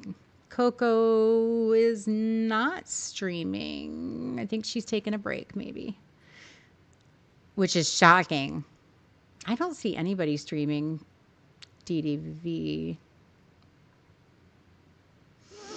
Okay, well then I'm just going to say goodbye. Thank you guys so much for being here. It's called a direct, not a read in live control screen of the YouTube. Yeah, for some reason it's like not popping up for me. I think it's because I don't have the YouTube dock enabled on. Let me see if I can do that. My control panel here. I think that's why I just didn't see it.